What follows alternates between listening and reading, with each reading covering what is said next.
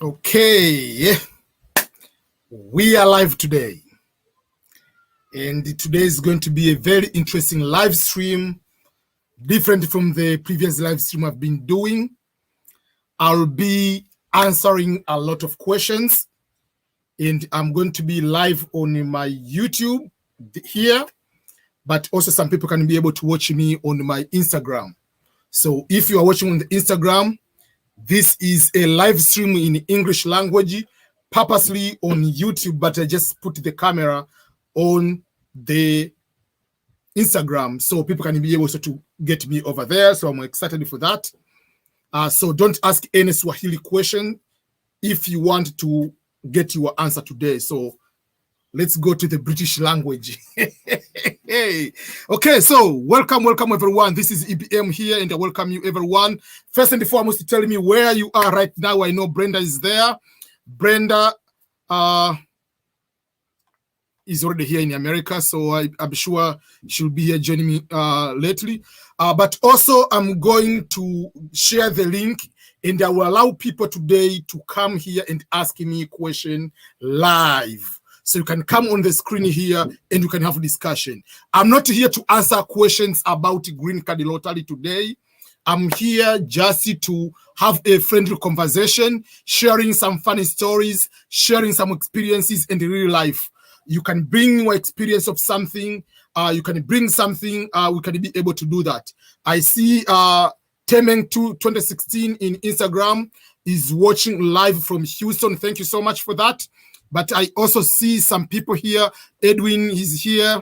Mwakazi in Kenya. Mwakazi Fitness. We are going to do live together, so don't worry. I still have to do a live with you, and live with your wife, and live with you and your wife together. So it will be very interesting. So don't worry about that. So this is a very good live stream. We are going to have just a friendly conversation.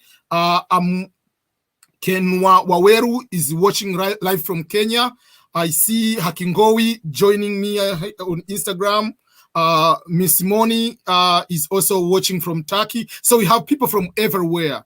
I see funny updates too. So 254 is from Kenya. Mwakazi is from Nairobi. Right now is watching from Nairobi. Someone also is from East Africa, Uganda. So thank you so much, each and everyone who is tuning here. Nicholas Nyangau from North Texas. Thank you so much. So, few things as I've said today. I don't come here with a specific topic. I want people to kind of share some life experiences. So, if you wanted to join me live, especially for those who are on YouTube right now, I'm going to drop a link in a few minutes, and then I'm going to add you. You can be able to do here. So the first story I want to share today is I don't know. Do you have any particular one which you want for me to share? I'm not going to answer the questions about green card lottery today per se. I don't want to answer the questions about when this is my case number or what is this one. No, just asking me the question. Okay, it can be any personal question you have, whether for my life before coming to America or my life here or overall. It can be direct to me, or it can be a general experience. Even yourself can share either through comment, but also if you want for me to bring you live here, I can be able to share the link. So that is something I want to make sure we are together in that particular way. Brenda, I'm waiting for you. You are planning to join live. If you have the time, let me know. Yes. Samuel, Janet, thank you so much. Life is shared. You say, I love your video. I found YouTube, your YouTube not as long as ago, and I'm very much grateful. Thank you so much. I really appreciate that. So, I remember, yes, okay, let me see, first of all, some few people watching from everywhere now. So, yeah, Brenda is from Uganda, I know that, but he's now more Americanized. Your cultural shock in the US. Okay, let me start with that one from Coach Remy. Coach Remy, you were asking my cultural shock in America. What was my first experience of the cultural shock? let me bring Brenda is here. I'll answer that one, and then I'm going to also to ask Brenda the same question. Your cultural shock here. What is your cultural shock? Oh, Jesus. Yeah, so for me, my first the biggest cultural shock for me, I didn't come so long ago, but it's just like 13 years ago, so 2008.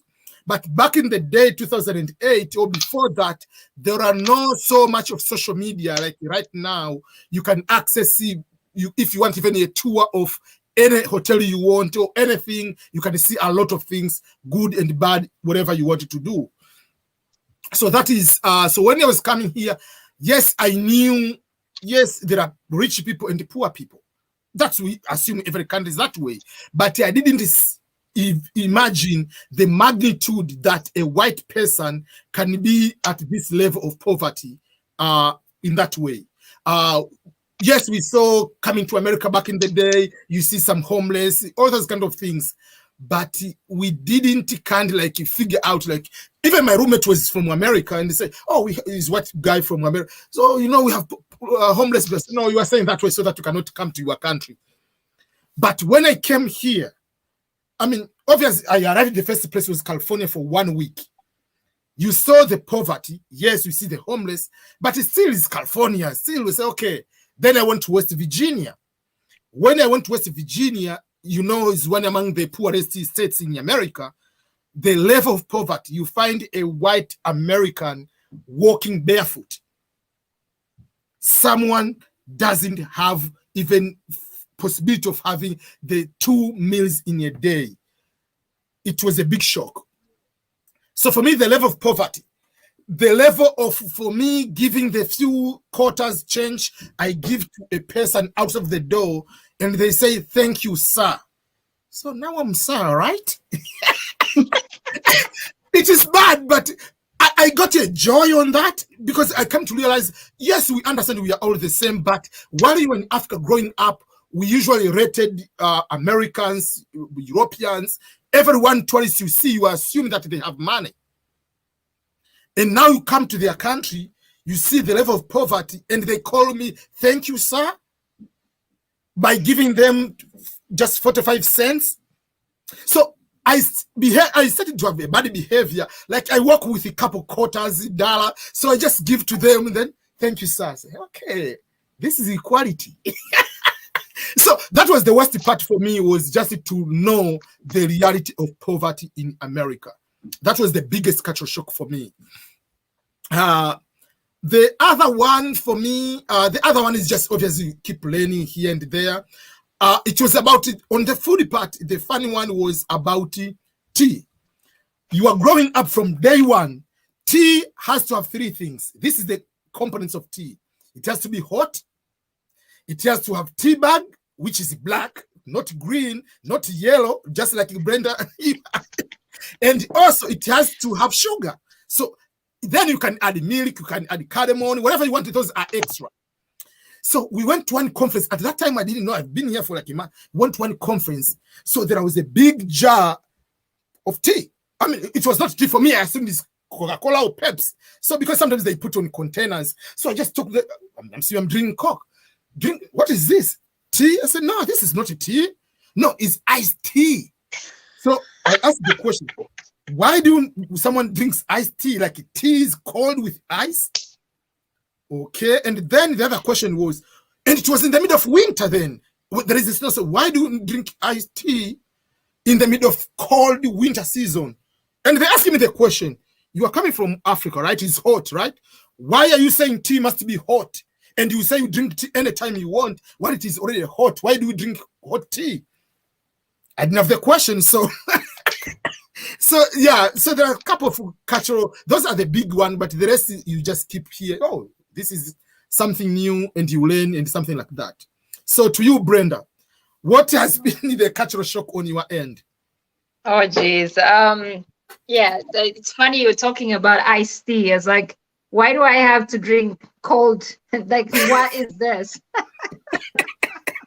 I'm like, that's not tea. Yeah. So that was a culture shock to me too. I was like, give me my hot my hot tea with a tea bag and some sugar or some honey in it.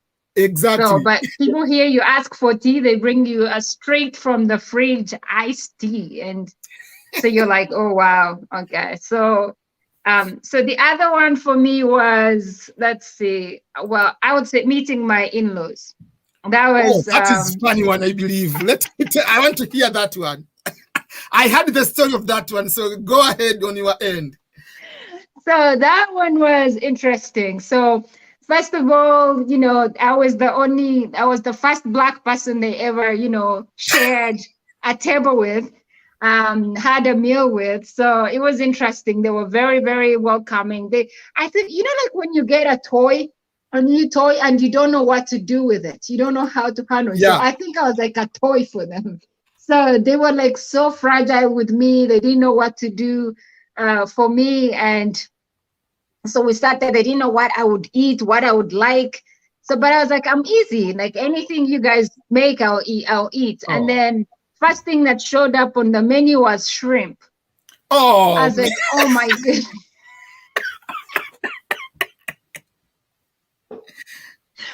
Remember shrimp here, seafood is considered like a high-end meal, yes. Right? So they knew they had made me the best meal ever. So, my mother-in-law was all like cooking this and that and brought shrimp. I was like, wait a second, what is this again? I'm like, why am I seeing raw things? You're just taking off the tail and this and that. I had never tried seafood. I mean, I'd eaten fish, but not shrimp and octopus and all that stuff. So my husband goes, Brenda, that's shrimp. I was like, well, to me, this looks like some big, giant caterpillar or something. So anyway, so I decided, to be humble and try it. The first bite, I was like, no, this is not going to work. No, I'm sorry, but I can't eat this. And then the other one was my in-laws. So, like how you're a guest and they have like a laundry room where you put your laundry. So I asked my boyfriend, I was like, am I supposed to put my underwears in here too? Like, yes. Like who's going to do this laundry? And so the next thing I knew, the mother had gone to our bedroom and picked the laundry. So she went and did the laundry just fine. And I woke up as like looking for the laundry basket. I found it in the laundry room. And she was busy folding my underwears, like piling them together. I was like, oh my God. Like, I was like, Corey, your mom is like folding my undies. What is this? And she's like so happy folding them. At that point, I felt like the world should swallow me because to them it was, like this is your in-law. But she was like, it's fine. I folded everything. It's here. So that was new for me. And it took me a while to realize that it's okay for them. It's normal, like it's just laundry. It's washed. It's clean now. They can then and then also, like just going out and dressing like whichever way around your in-laws, like when you're from back home in Uganda, there's like a way you're supposed to hold yourself. But these guys are like, no, I'm drinking some tea here. Do you want to test it? Do you want to test this glass of wine as well? I'm like, sure. So the list could go on and on and on and on, honestly. Yeah. There is another question. It's just, it's a comment from Wakazi that when I talk about the poverty, that there is other side of America. Yes. People don't talk about. So yes, if I may ask you a question, what are the things which you expected this to be standard of America or the American dream or American whatever, greatness, whatever, and you came to, is this the really America I came to? Like, is this, like, you questioned certain things, like all your life you believed these are the things? Yeah. So yes. Like the picture they show us back home, let's say in Africa, of what America is all like big buildings and this and that and big cars. And So, but when I first moved here, we lived in an apartment. Yes. So, which was right in the city, and around us, because it was next to a university, around us, I had never seen beggars, like, like you were just saying. But I saw so many beggars there, and I was surprised. Like 90% of the beggars were blacks. So I had to be like, what is happening here? I like a guy I know, they had like signposts, putting up, hello ma'am, I need some change to buy some water tonight, or I need transport. I was like, I had never thought this would be happening in America. Somebody stopping you for a lift, like in Africa, if somebody in the village stops you for a lift. I was like, I was just about to stop and help this guy in. And my boyfriend was like, you cannot do that. You don't know these people. Like, some of them are not actual beggars. They have, it was shady. Like, some people actually have money, but they just decide to be beggars. They don't want to work. Yeah. Yes. So they come on the street. One time I watched this documentary where they followed some beggars in LA. Oh yeah, those are I usually watch them. Yes. And the person had a very like a Lexus car. Yeah. Like at the end of the day, like he took off like whatever clothes he was wearing, and I was like, I thought this shady stuff only happened in Africa somewhere where people pretend, but actually some people, the beggars in Africa are poor, but people here actually have like all the channels on their television, but every day they wake up and go on the street to beg. Because there is no tax, there is no anything. Yeah, because and then some of the things that they never show us, I was surprised by the number of drug users on the street. Yes. So many people, so many drug users, and things also to think that I tried to find out, and some of these things are sold, even anybody can access them. Anybody can access the drugs here. Yes, so, which is very, very sad. Which is very, very sad. There's so many ways people can access these things. So these are things I did not expect, like to find in America, and then also to find real poor people who are actually poor, like with no houses. People are actually just poor. They live on the streets, and they have their luggage there every day. You travel at night, if you're using a train, you see people sleeping under the trains, like under the, like where you board a train from, and that's their home. So it was an interesting, it's like some of those things that you would never expect, and the whole thing of like access to guns, those are things I never would ever think, that it's very easy for anybody to own a gun, and the shooting that happens around here. The gun here is a slingshot. Yeah. Yes, like anywhere. So you have to just be careful on the street. You can't get into an argument with a person randomly.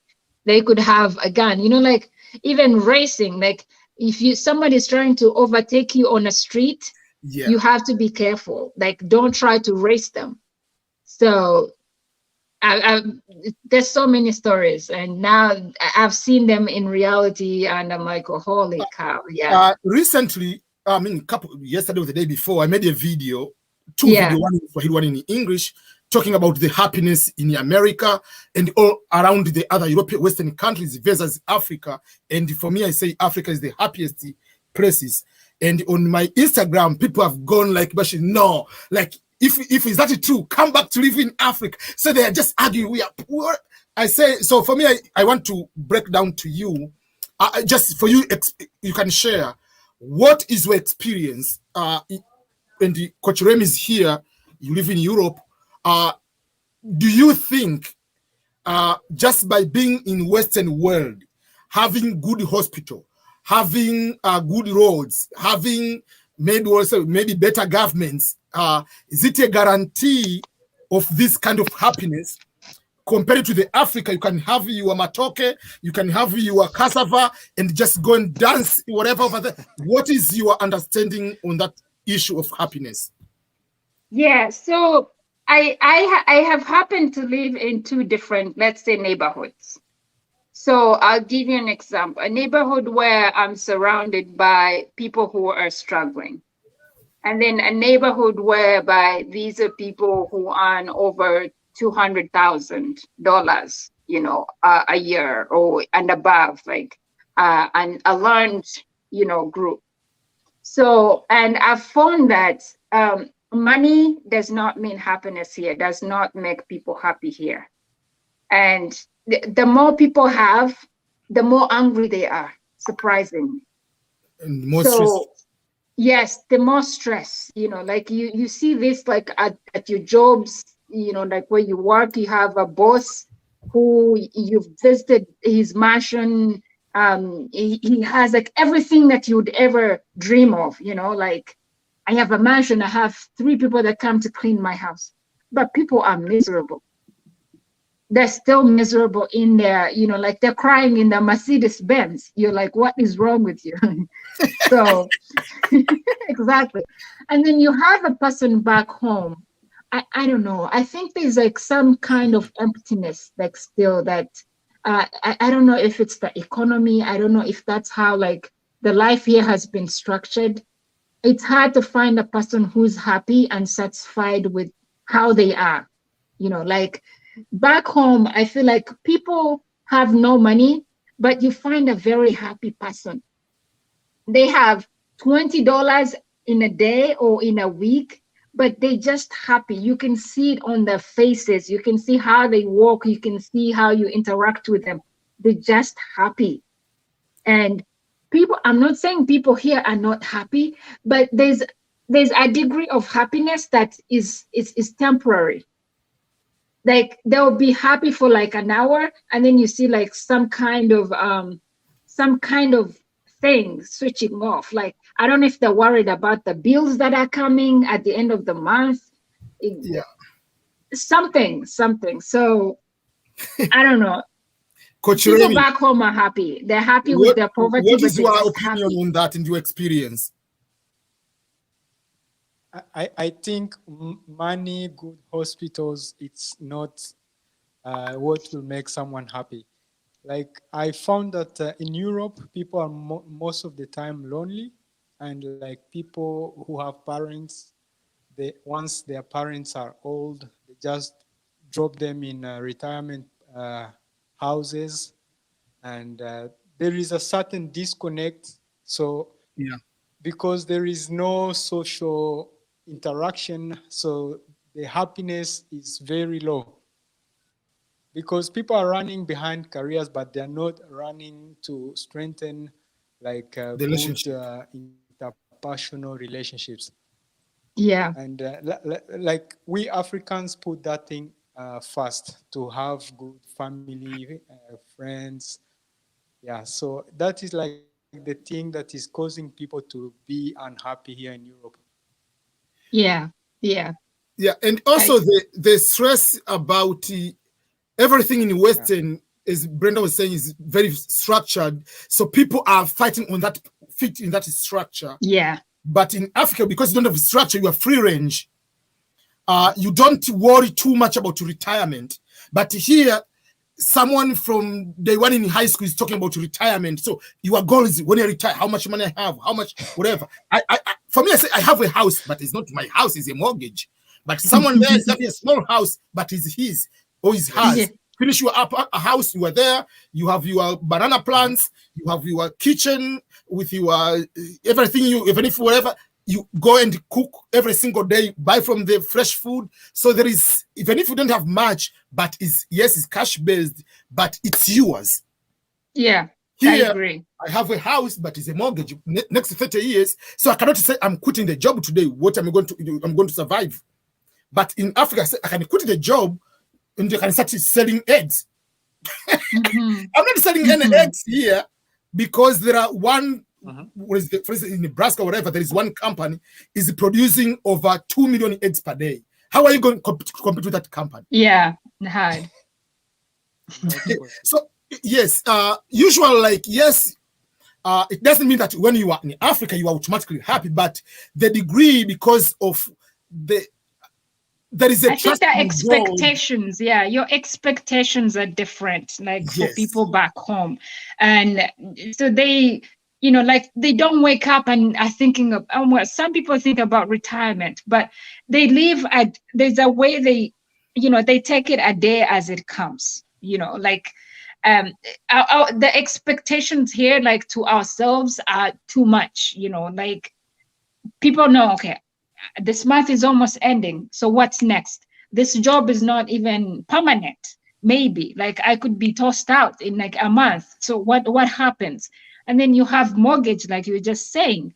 So it's like all these uncertainties that people have here that I think contribute to lots of unhappiness, lack of family, like family togetherness. Like most people here, like even brothers and sisters, are not that close. Yeah. Like they all, like, you find, I struggle to see, like I've been, since I became part of this family, I've been trying to, like, at least every month, let's have a meeting as a family, you know, like with your brothers and sisters and your kids, my nieces and nephews. Now I'm part of your family, you know, and it's something that is different for them. So, but I know this is what helped us back in Africa. Like we stayed together that way, communication, like staying in touch. Let's have like a summertime together, like maybe go on vacation as family together around, so that the cousins know each other. Before you know it, they're all in college and they've never even said hi for the last 10 years. Yeah. Very true. So those are like the differences that I find here, that I'm like, And wow, how you have your uncles and aunties, but you have not seen them in like 5 years. They will just attend like the funeral, you know, if they died, and they're like, oh yeah, we received a letter that aunt so and so died. Like, when was the last time you talked to aunt so and so? Oh, I think I sent them a Christmas card one time. I'm like, wow, you guys, wow. And the funny part is, even there'll be the funeral, if you don't have invitation, you don't show up. Even if it's You don't show up, yeah. So, I mean, life here is interesting, like different cultures. And there is another question, which this is a very funny question. yeah, No, not that one. Not that one. There is one question from Wakazi. Okay. This question from Wakazi is very interesting question. So he said it was told when you land in America as black. So it will be whatever you land in any country as a foreign country, which they have different races, majority. So you say you become like gold, like everyone wants you. Is it true or is it a myth? Let me start.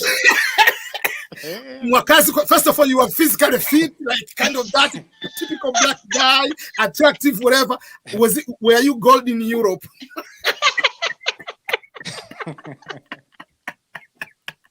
oh, Makazi is just being funny. No, Makazi, don't even get on a plane and think the moment you land at JFK, people start laying plantations and red carpets. Brother, you're gonna be disappointed. I'm sorry. But actually, if you go like to countries where no blacks go, you will be gold. But in US or Europe, you're treated like you're nobody. Yeah. And I want to add something on that. I don't want to go too much in terms of race, but I want to give people the perception. It's just like, even if you are, let's say you are in Kampala, you go to the rural parts of Sion nearby at the border of Uganda and Tanzania, obviously you gold, depending on how you perceive yourself, because they haven't to be someone from Kampala. If you are from true. Town, you go to the ends of the rural area, it's just kind of that.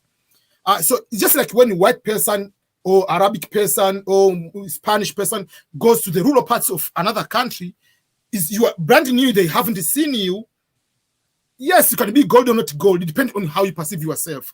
But the problem which I want to make sure Africans, especially black, to take out from their mind, when you go, let's say for me, I lived at the first year in the state where 96% is white.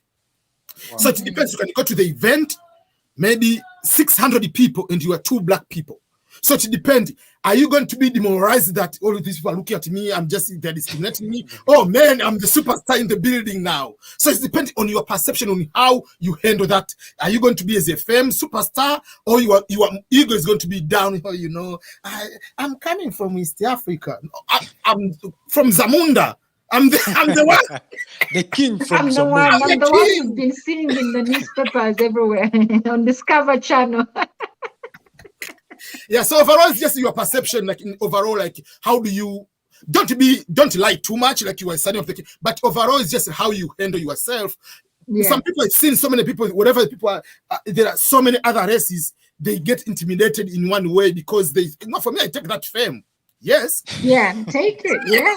Yes. Yeah. Yeah, because Yeah. I mean, what I've found here is most people are ignorant about Africa.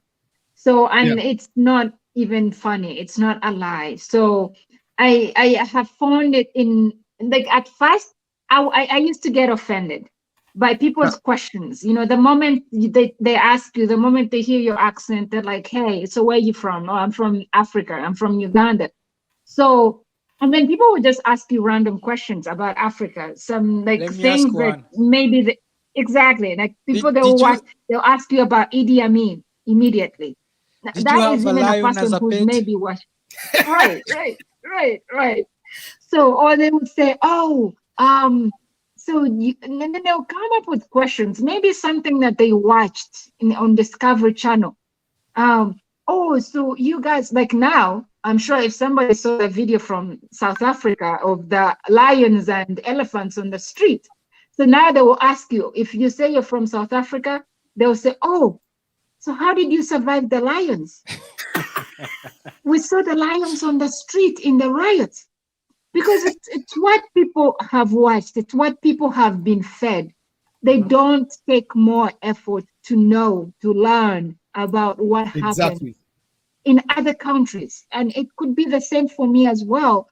Maybe when I'm back in Africa, all I know is what I watch on CNN about America. But you need to put in effort to actually study and find out the truth about these places. Like, not thinking that everybody who's here is rich. No, you can read that, know that some people are actually struggling. That you know, so And living past what same mindset, social media feeds you. Yeah. even the same mindset for Americans, among the reasons to join the military is because you'll be superstar in the street.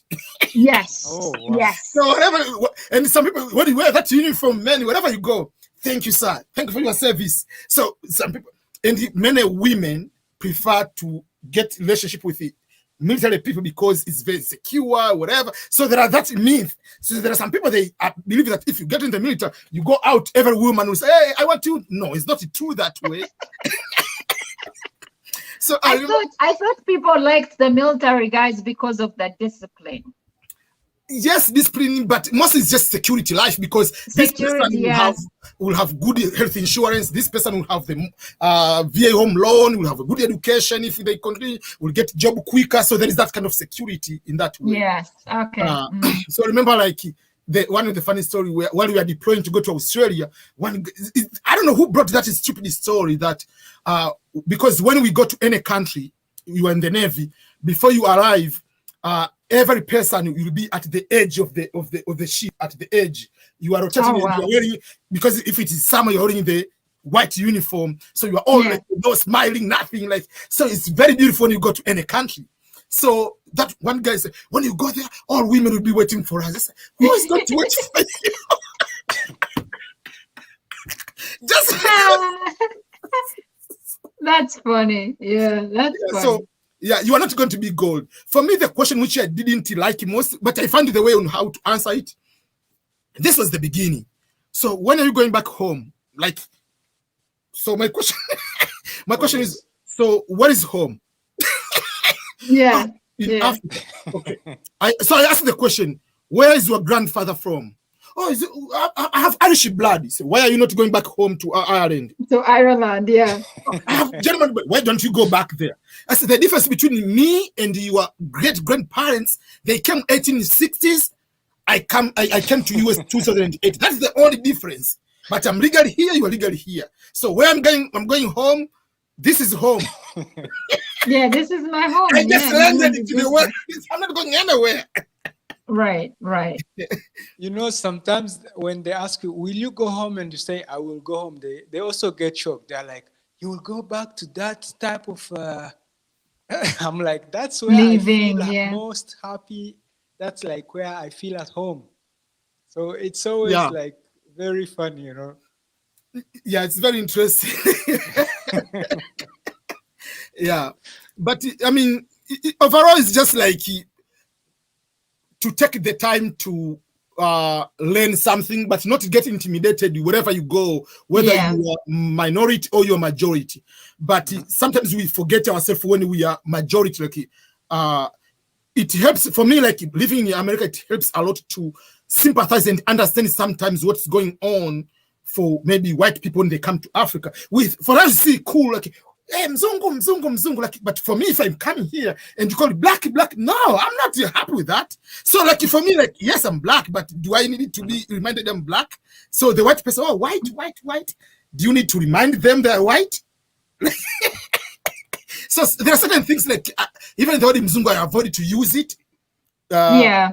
So there are certain things like nowadays I can see the things which I don't want it to appear. Yes, I don't want this experience in JC. But we have been doing these things in Africa, and we see this is not okay at all. Yeah. Like, because I remember my husband was saying the price of tomatoes, the price of everything, we raise the price. But if I go to the restaurant, we raise the price because I'm black. No way. I mean, that will be another war. So there are certain things. So that is very interesting. Okay, so let's find another cultural question or experience here. It's interesting. Yeah. I mean, it's interesting things that we even also used to say back home that we did not think of them as racist, you know, like calling somebody Muzungu, first of all. Muzungu is, I think, it's supposed to say a white person, you know, like, so, but to us, it was, we were innocent, like people are innocent saying it, but to them, I'm not sure they felt that, you know, like there's a way they felt. Because like I remember my husband lived in Uganda for a few years, for 5 years. And every time we went to like any function in the villages and stuff, people would say, hey, even Muzungu has come. Even Muzungu has come. You know, even Muzungu has attended. So he would be like the point of, you know, like focus for everything. And so back then, I never bothered to ask him. I'm like, did you actually enjoy this? But he never did. Yeah. But he could not say. So it would be the same thing if, like, I'm here now, I'm in a white community and everybody identifies me as a black girl. You know, so would I like it? So it's some things, and other things are like things that people say back home, like calling somebody fat. You know. Yeah. Like that. I always tell my friends, like when they comment on like any of my pictures on Facebook, if I'm hanging out with other people, or they'll say, I'm like, please, I delete those comments immediately because they're saying it in an ignorant way or an innocent way. Like, oh my gosh, Brenda, you look good. You've put on weight. You look fat now. I'm like, oh my God. And so my American friends will be like, holy cow, Brenda, somebody just called you fat straight on Facebook. So it's like things you travel and get to learn and see that does not apply here. It's something that back home being fat is like considered healthy or you look good, but please do not use it when you're not in your country, when you travel to other places, or even staring at people. Those are like cultural differences that could land you in trouble. So that let me find another one. Let's go to each person's experience. Your first experience with the job. What was your first job? Coach Remy, what was your first job when you arrived in Europe? Did you become direct supervisor of the company, manager? What is your first job? Okay, good one. Actually, when when I arrived here, I was around 15 years old, and so I was still in high school. So in the summer vacation, I went to work in a factory, like where the conveyor belt is running. I think everybody who has lived in Europe maybe has experienced it, or in America, where you have to run behind the machine. Yeah. So sometimes grown-ups could come and they could just run away after one day, say, "This is not human. I can't compete with the machine." Yeah. Yeah. So it was a factory that opens those cases for fruits. So someone has to be on the conveyor belt, opening them very fast. Yeah. And people could just run away. Brenda, what was your first job experience?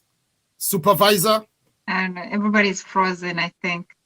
Even me too? Oh, no. Yeah, you were frozen. Now you're fine. Oh.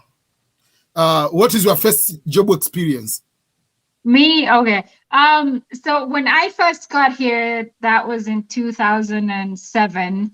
My first job was to do, well, first of all, I looked for a while, for I think 2 months, but I didn't know even what I was looking for because my experience there was not going to help me here. But I just kept looking online on Indeed.com, on Monster.com, so all those little websites. So, and then I landed on one that said they needed a part-time person to work as an administrator in an interfaith group organization. So I think they liked me because, one, I was from Africa, and because I put that on my cover letter that I had just moved, and they were pretty much, the organization was working with people who different religions, trying to unite the Muslims, the Catholics, so doing community work to unite the people. Yeah. So I did that, but that was easy. But what I would say my real first job experience was, so that was a temporary one. After 6 months, it was done. I applied and one of these sales jobs showed up. I was like, okay, sales is fine. So I went, did my interview, everything looked good. They told me I was hired, I was very friendly, so I would do this.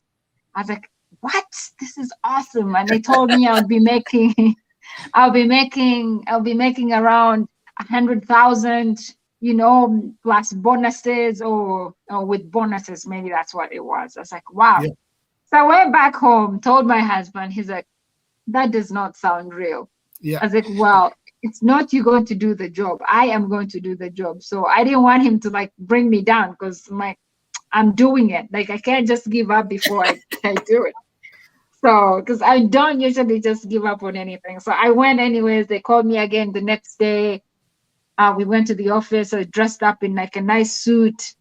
So, and they're like, okay, we're going to the field. I was like, field? Yeah. What are we supposed to be doing in the field? So we walked out, and before I know it, they gave me a T-shirt to wear, so that this time I didn't have to go out in my suit. Yeah. They're like, we're going to be walking for a while. I was like, oh my God, what do you mean? Walking for a while? Yeah. So we had to go door to door, ringing people's doorbells and trying to sell them stuff. Sell them Verizon, so Verizon services, so that's Comcast or yeah, I don't know, I don't know what I could relate it to for people back home, but cable companies. Yeah, the cable, the MTN, MTN, Vodacom, Dish Network, Orange, whatever those, Yeah, so we had to go ringing doorbells for people, and people were like, what do you want at my door? I was like, ooh, okay. I'm like, how do I come back from this? So the girl who was leading me, helping me to train me, so that was supposed to be my first day of training, she got really hard nose. People are like, you guys don't give up. Stop stepping on my doors. Don't step on my lawn. And I was like, this is not a friendly job, you know. So she's like, no, the people who are just mean sometimes. And so and then I wanted to prove my husband wrong, that this was not a good job. So I kept doing it. I couldn't quit. So then I became good. I figured out, I have to first sell myself before they buy my stuff. Yeah. So I was like, I tried to be friendly with these guys, phone like icebreakers, like, hey, by the way, just my accent, I'm from Africa, so I'm just here doing this. Phone like ways, to first sell myself. And it started working out well until one day I knocked at this person's door, and it was like, I think the house was a drag crack house. What? Yes. So 5 guys came to the door. It was like at 1 p.m. These guys showed up with like no shirts on, came to the door. You could tell they were high. I was like, oh my gosh. And it was just me in the neighborhood. So it was like downtown, like Philadelphia. Yeah.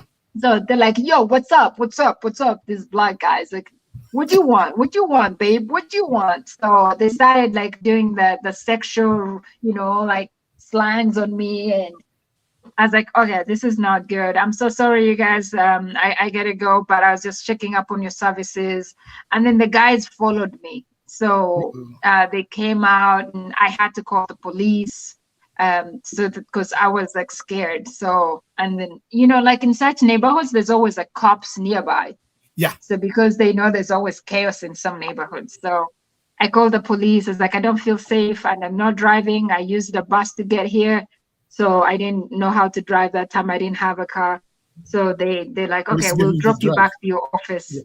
So, and yeah, that was the end of that one. Crazy experience. Yeah. So for me, obviously, I mean, that will be my first job, but I don't consider it my real first job because that was a scholarship to come to teach Swahili and African culture at the university.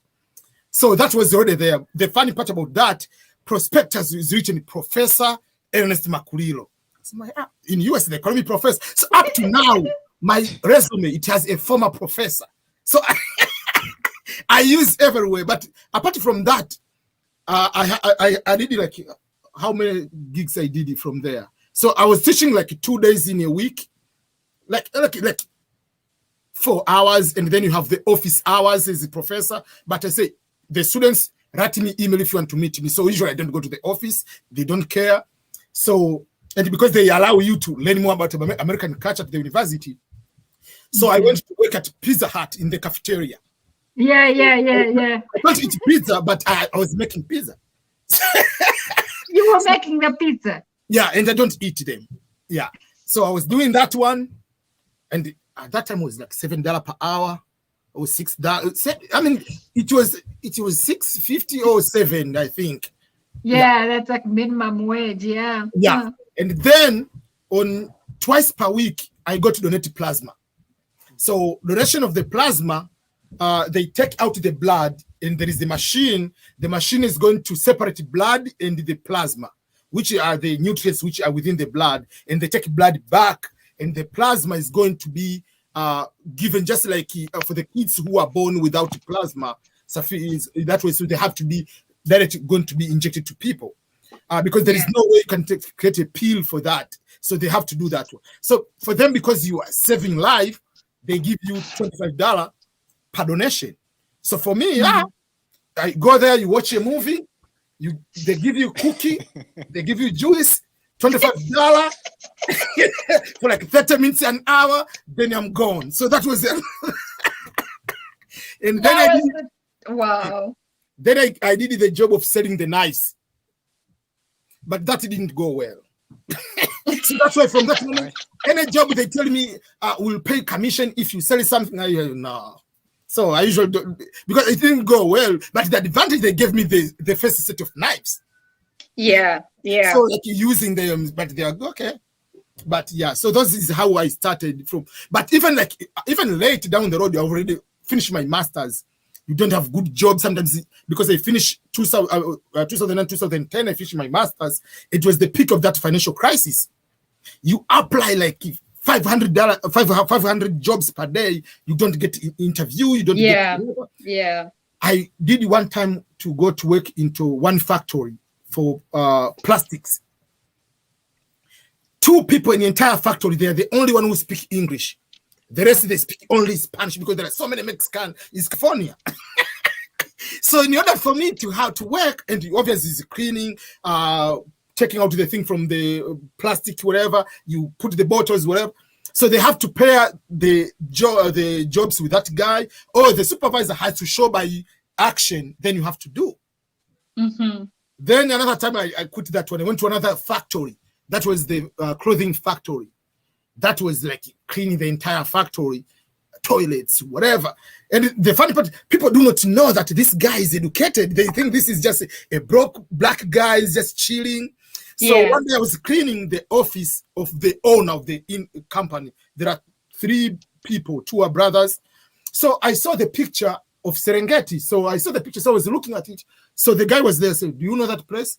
I said, "Yeah, that is Serengeti, is in Tanzania." So how do you know that? I said, "I'm from Tanzania."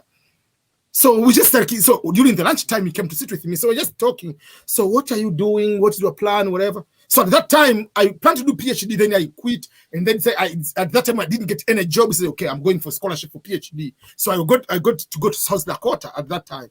So I said, I have a scholarship to go to do my PhD. I said, "Do you want to tell me you have master's degree?" I said, "Yeah." So from that moment, the guy became so friendly even more, because they said, "Oh man, so I didn't know even if you finish high school." Wow. Yeah. Wow. Huh. Yeah. So it's very interesting. So that's why I usually tell people, like, whenever you come here, as long as you do the legal job, but don't start showing off, or don't disrespect your supervisor, because they'll be the one down the road being used any question about your past in terms of your behavior, your professionalism, all those kind of things, regardless of the type of the job, whether it's $10 per hour, whether it's $20 per hour. That's right. Yeah. Yeah. Yeah. They add up. Yeah. What more questions do people have? Okay. I see this is Africa is here. This is Africa's right now in Kenya, by the way. Yeah, so thank goodness you made it out there safely, Brenda. Yeah. I'm telling you, those guys, I was like, whoa, you know, like, because they can tell like you are not an African American, like they can tell you're not them, like you don't know the tricks. We still have, like, at that point I still had like this naivety, you know, like this naivety in me of like, hi, you know, like trying to be so friendly with them. They're like, ooh, this girl. So this is Africa is saying a good job that is has a low impact for students in the US is security guard. You can find many positions to work nights, so you can go to school during the day. Yes, that's true. Yeah. And pays well too. Yeah, it pays well too because of like the night shift thing. So that's what, like, most people, actually most immigrants tend to do those jobs here, like the nurses or, you know, like people. So they do like the night shifts because they usually pay more. But again, all these jobs, there's a sacrifice you have to make somewhere. So you'll find if you have family, it might be hard for you to be working at night, of course. Like, when do you ever see your children? So those are like the main jobs like most immigrants tend to do when they get here. Yeah, there is one lady she used to do like during the day she has during the day she's doing Uber. During the night she had a job. You just go and you put, like, you know, like you go sleep in the job. Your job is just to make sure that at this time and this time the patient is getting the medicine. You don't do anything else. Or if there's emergency, you call 911 or whatever their company. That's all. So for her, she didn't even get the apartment. She said, I don't need the apartment, because so during the night she has a place to sleep. That one job. During the day, she goes to do the Uber. So she makes a lot of money because you don't have most of the expenses you need to have, like you don't need to have apartment, you don't need to have internet because it's already there. Yeah. Yeah. Okay. Welcome back, Coach Remy. Yeah, thank you. What has been the biggest challenge for you? For you, sometimes, for Coach Remy, sometimes you travel to go back to Africa, but you have lived for so long in Europe. So by living in Europe for a very long time, yes, there are certain things you'll be coping to the lifestyle. Yes. So what we say, the reverse culture shock, because we talk about the culture shock coming to America, going to Sweden, going to Belgium, going to other countries, what are our cultural shock? But what is the reverse cultural shock after maybe spending maybe 5 years straight, you haven't gone there, and you go to Kenya, to go to Tanzania, you go to Uganda, you go back to Madagascar, you go to wherever country. How does it become to cope back? Even if it is for a man, how is it for your situation? That's a very good question. Like for me, like my first trip on going back to Africa, I was so excited. I wanted to meet with a lot of my childhood friends. So I was in Rwanda and they were in Kenya. So I make up plans with them. I say on this day I will be in Nairobi and I will be there for like 3 days and then go back to Rwanda. So I go to Nairobi. Everybody had an excuse, and I was going there to just meet them. I had the plan with two. I never met any of them. So imagine, yes, I did visit Kenya a little bit, but imagine like not valuing someone's time and money, you know. Time. Brenda, what was... Yeah, so like Coach Remy was just saying, time. Like what I find, like what kind of like gets me so annoyed with when I go back home is people don't appreciate time. They don't respect time. So if they say, okay, I'm like, we're meeting at 10 a.m., I'm there by 10 a.m. Like I'm actually there by like 9:45, 9:50. If I'm not there, I'll communicate. But this is like something that back home, I find like all my friends don't do that. I'm like, I've been here for an hour. Where are you? Like, oh my gosh, I got caught up here and there. Okay, you could have just sent me a text and I could have been doing something else. I could have been shopping or doing something else. So it's like respecting people's time. And some of them, it's just the culture. They don't do it to you on purpose, but it's just the culture. And then also I find things, you know, like some of the things I've learned to live with. So my expectations go down. Like the moment I'm there for like a week, my expectations go down of people. Like, oh yeah, things like walking very slow, like on the streets. People are like, my friends are like, Brenda, where are you rushing to? I'm like, why are you rushing to Africa? I'm like, let's go. So like we go. And then they're all like 5 feet behind me. I'm like, what are you guys doing? They're like holding hands, you know, walking like this. They're like so at peace, you know, like, I'm like, how do you do that? So, but then like, I was like, okay, I lower my expectation and go back to like, to their standard of how they do things. Because otherwise you end up getting frustrated. Then you go to places like customer care. Oh, oh, Jesus Christ. You go to like a restaurant, you sit there for 30 minutes, a person shows up and they're like, what do you want? I'm like, what do I want? So I'm like, I'm like so mad, but then again, I lower my expectation level quickly. I'm like, okay. So, but it's like those things that catch you off guard sometimes, or even like relatives, like whereby people expect you to be giving them money. Like when I go, I'm like, okay, I've gone for like a little vacation. Yeah. But everybody's expecting you to be the one to pay for their stuff. My friends now don't allow me to pay, but my family is expecting me to pay. I'm like, you guys even make more money than I do, you know. But why are you taking me to Sheraton and then at the end you want me to pay the bill? I'm supposed to be relaxing, also enjoying my time. You guys are supposed to be taking care of me. So those are the things that, of course, and then the chaos if you're in the city, you add, like, the moment you get to Kampala, like the heat, the dust, immediately. But again, you're like, I can't breathe, But then you lower your standard again. You're like, I'm back home. This is what it is. I just have to just mingle and be just like my people immediately. So even my kids, when I took my son, we went to the villages and went to see the cows and the chicken, just things around. I'm like, this is what it is, So you have to adjust with the atmosphere. So yeah. So on my end, there are a couple of things. I mean, there are a lot, basically. Yeah. There are certain things usual. Number one, for instance, about food. I don't want to go and eat most of the Western food. Because I've eaten all of these one here already, which are bad. I want to eat the natural food. Yeah. So I remember someone. So nowadays I came to realize, if you invite me to your home, I tell you the truth.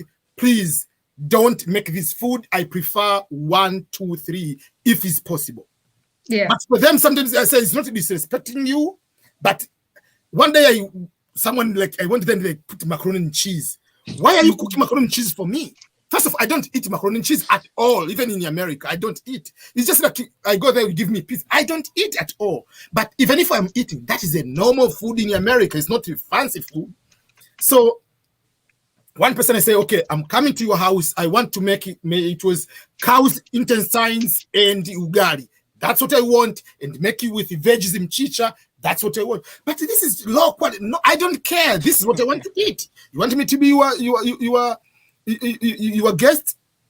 That's what I need. So now, because I got confused all the time, wherever I go, someone is going to get the broiler chicken and deep fries. Man, I ate a lot of those in America already, which are poor. I eat because they are cheaper. Now I come here. If I have to eat chicken, slaughtered chicken, I can see that chicken. So there are certain things, like when it comes to food, customer service usual is so upsetting. So one of the things usual, like I say, whatever I'm getting to the last flight going to Tanzania or to Kenya, that is the time I put a blank, like, okay, these are the values I have to let them go completely. Yeah. Because one day, like, I was so upset, like I stayed for 45 minutes. You are waiting and someone doesn't come there, and it's coming just like really? In Kenya, I have a good experience, especially in Nairobi. Nairobi, a little bit of Rwanda, but Nairobi in East Africa, yes, in my opinion, are the best in customer service because of the higher level of capitalism in East Africa. So they know if you don't do the good customer service, they go, but it still is African, but they are very good in customer service than in Tanzania. If you want to go away. They don't care. Yeah, so those are the things. Like, so nowadays, like, if I have an appointment with someone, I don't want to put like the end time, because if we say, okay, this is 1 hour meeting, someone coming maybe 30 minutes after, and it's just, you start talking other things. Oh, how was the other? How about your chicken? Before the issue itself. So nowadays, like when I got somewhere, like this appointment, I have to interview someone to do something. I put a blank. I will be having 4 hours just in case, or 3 hours if it's appointment for an hour, just in case. The thing which I don't like mostly is the one when you go to any office, you have to start explaining even what you want to do to meet the boss. Like, why should I tell you, the secretary, what I'm going to talk to the boss? You are not the boss. If you want me to explain every single thing, I'm going to talk to the boss. Why are you not the boss?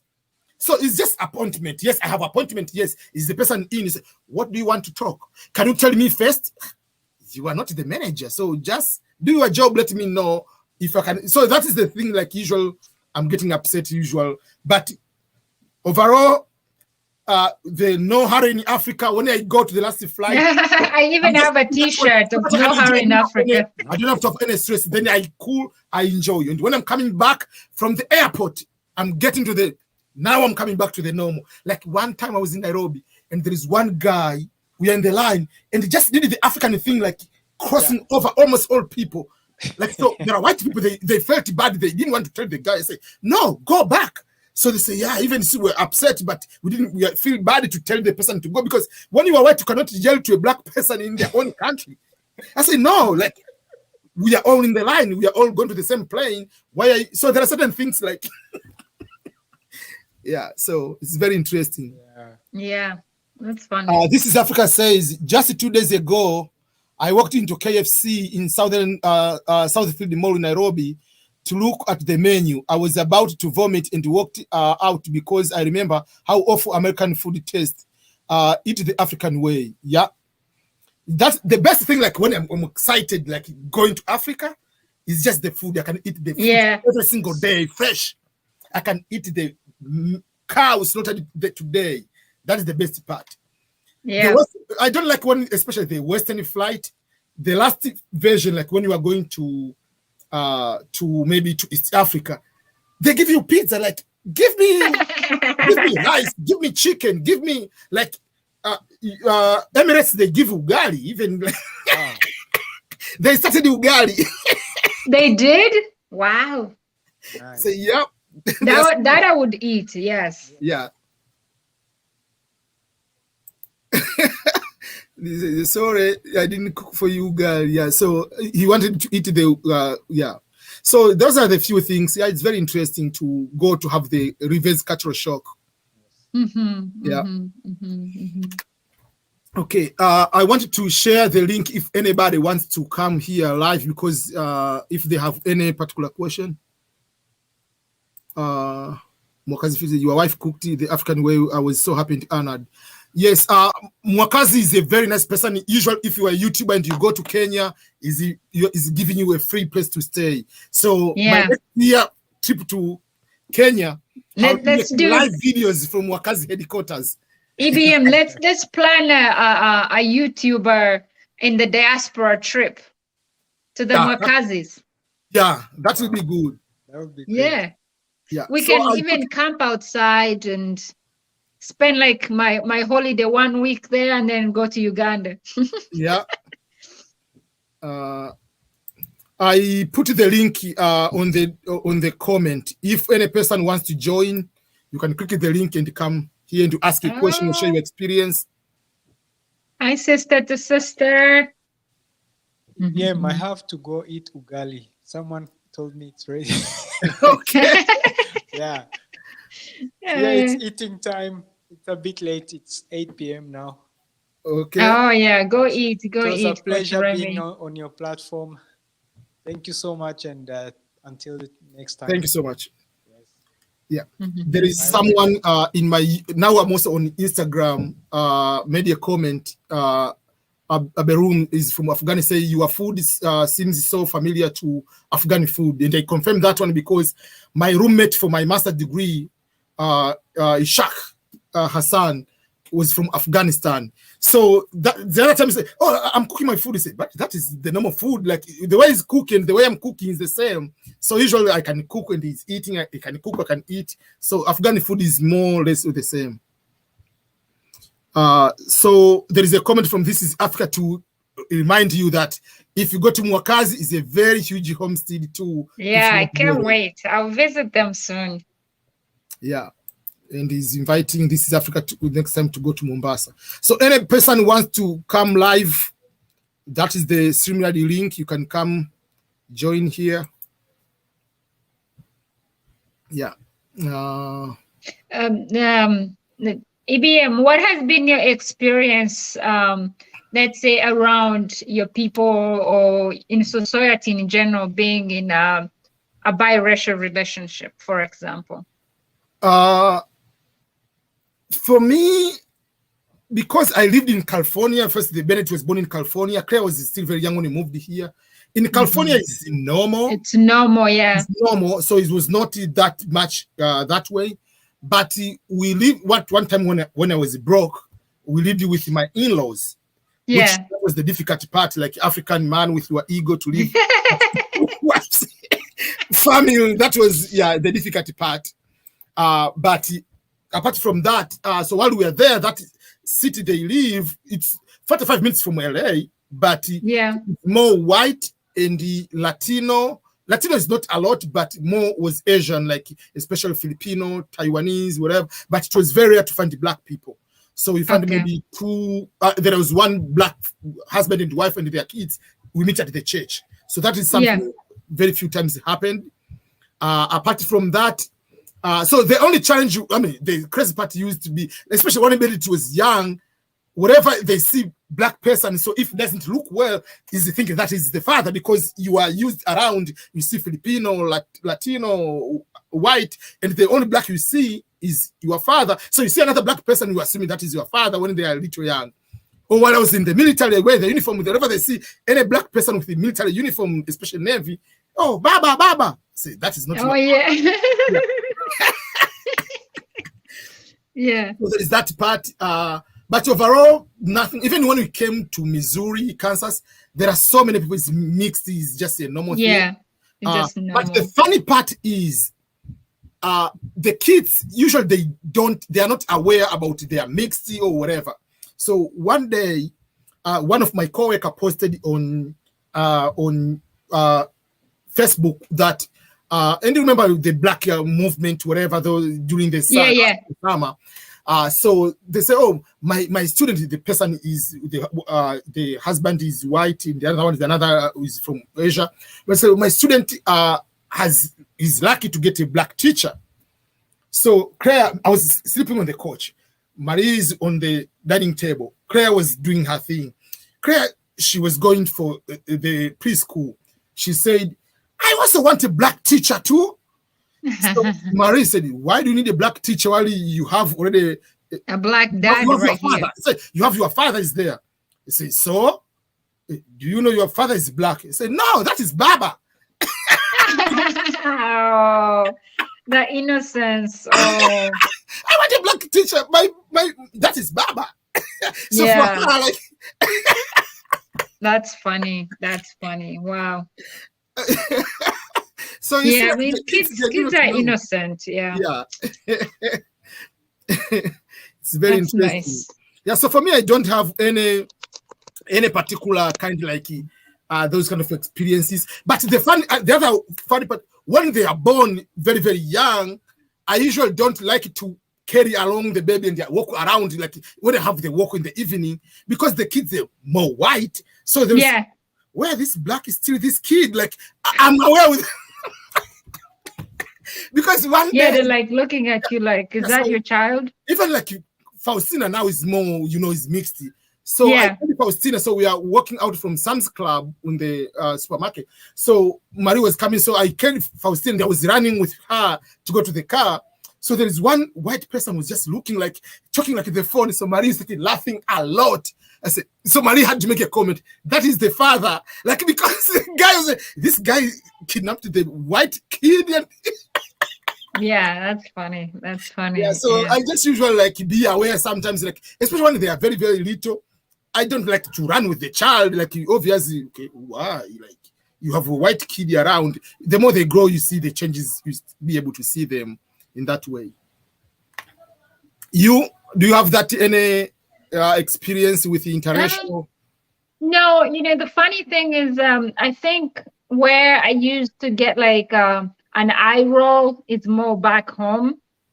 Whereby I remember when we were dating, I was at campus, so I was at Makerere University, and like every time he came to visit me, like on the weekend, like all the people in the neighborhood would like stand there, like you'd see all these people gather next to the road, like where he used to pass, because my hostel was like right next to the road, and they will all be shouting, "Muzungu is here! Muzungu is here! Muzungu is."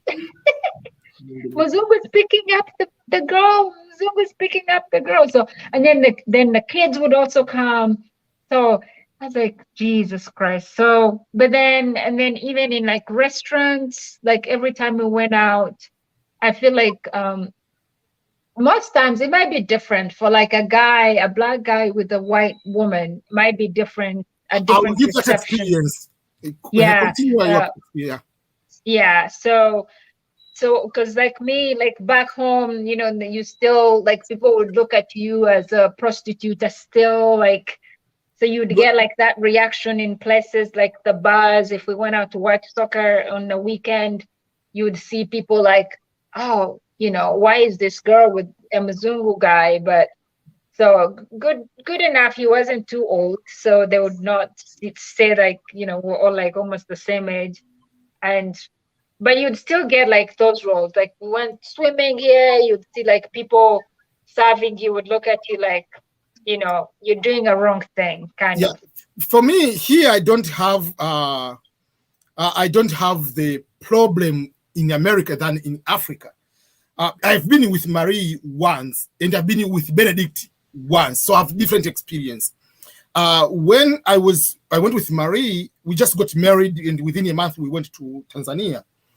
What upset me was everybody assume that this is the only opportunity to go to whatever, to their country, is through her. Yeah. And that is the only, like, so even if like for me the bill will come in there and we pay the bill, so everybody they come like Mzungu has to pay the bill. Yeah. Mm-hmm. That is like number one. Another thing is someone to see or think that you were like a tour guide in one way or another. Yeah. When you go, so I reached a point that when I want to get into the tax, for instance, because most of the time there was no Uber at that time, so whatever the tax you have to get, I have to tell Marie, hide it somewhere. I negotiate the price, then I go to get Marie. The guy sees that this black guy tour is just getting extra money from a white woman, is giving me. So it was like this kind of problem all the time. Like you see, like okay, yeah. So it was not like a normal experience. Like so even if let's say you become, no matter how much money you have, whatever, or you are both of you are working, you split the bill, they see on one side only. Yeah, they see like the one color. Here it doesn't matter. They don't care. What they care, they just pay the bill. That's what we care about. Yeah. When I went to Benedict, it was like, I mean, yes, but I think sometimes the treatment from other kids was just like they didn't give the good experience of Africa. They just assume this is just like another like whitish kid, kind of that. Yeah. So yeah, but it is, but yeah, kind of different. Like even like if a certain food doesn't like, yes, you don't like a certain food. Oh, it's because this kid is whitish, kind of that. Instead of like, okay, myself, I don't eat certain food. It's just a difference. So there are those kind of things, but overall, yeah, there are those kind of like different experience over there because of that. To see Westerners have money, whatever, and anybody, you date someone, they assume it's just opportunity. There is no true love. It's just because you are this one. Because so there is that negative part of that particular angle. Mm-hmm. Yeah. Welcome. Why are you putting your name Grace Mpoyi? Your name is Grace Mpoyi? Yeah, that is my name. I used to see Grace. Yeah, I know Grace is a good name, but my sister is called Grace. Okay, how are you?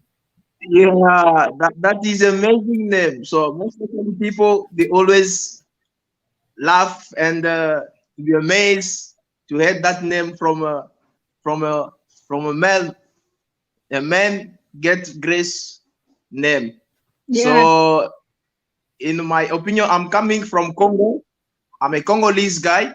So I always follow you on YouTube very much. So I like YouTube. Hello? Thank you. Are you from Congo, DRC or Brazzaville? Yes, Congo, DRC. Okay. My hometown, Kigoma, is very close to Congo. I'm also the winner of 2022. Hello? Can you hear me? Can you hear me? We can hear you. Yes. I can hear you, yes. Oh. Okay. So I'm living actually in South Africa, in Cape Town. Okay. Oh. So I'm also the winner of 2022 DV. So that's why I always want to know more about yourself. I'm very much happy to hear that. That's why today Yeah. Yeah, because all the experience I get from you, I want also to share it. I think also one day I'll be do the show with you in live. I will be also happy about that. Yeah.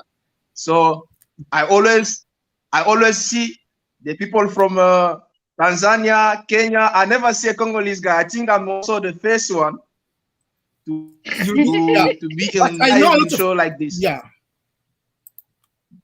Yeah. Very soon when you come here, we'll welcome you. Yeah. Congratulations. So Welcome. Yeah. yeah, thanks very KB, much. Thanks. Very much. yeah. Hello, Yes. everybody. Hey, KBM, ghost of YouTube.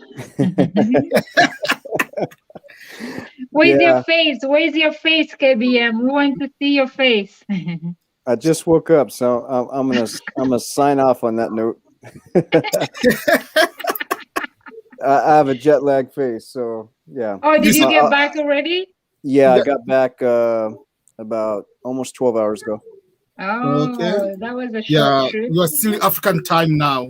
Yeah. You are, yeah. Because you have to sleep during the day, during the night. Yeah. It's just confusing. So yep.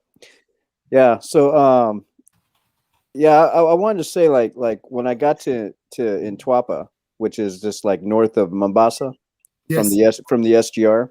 So basically, my wife said, you got to find your own way here to meet me. So I was like, okay, cool. So I didn't want to take a cab, I wanted to take a matatu. So I had somebody help me get me to the right one for Ntwapa. The guy just put me on, didn't give me a price or anything. So I sat next to a woman. She let me use her phone because I didn't have Safaricom set up. So I could call my wife, say, hey, I'm on my way. And, you know, she let me know what the price was, you know, probably like halfway through the trip, the lady that was sitting next to me, right? So she said it was Yeah. 300 shillings.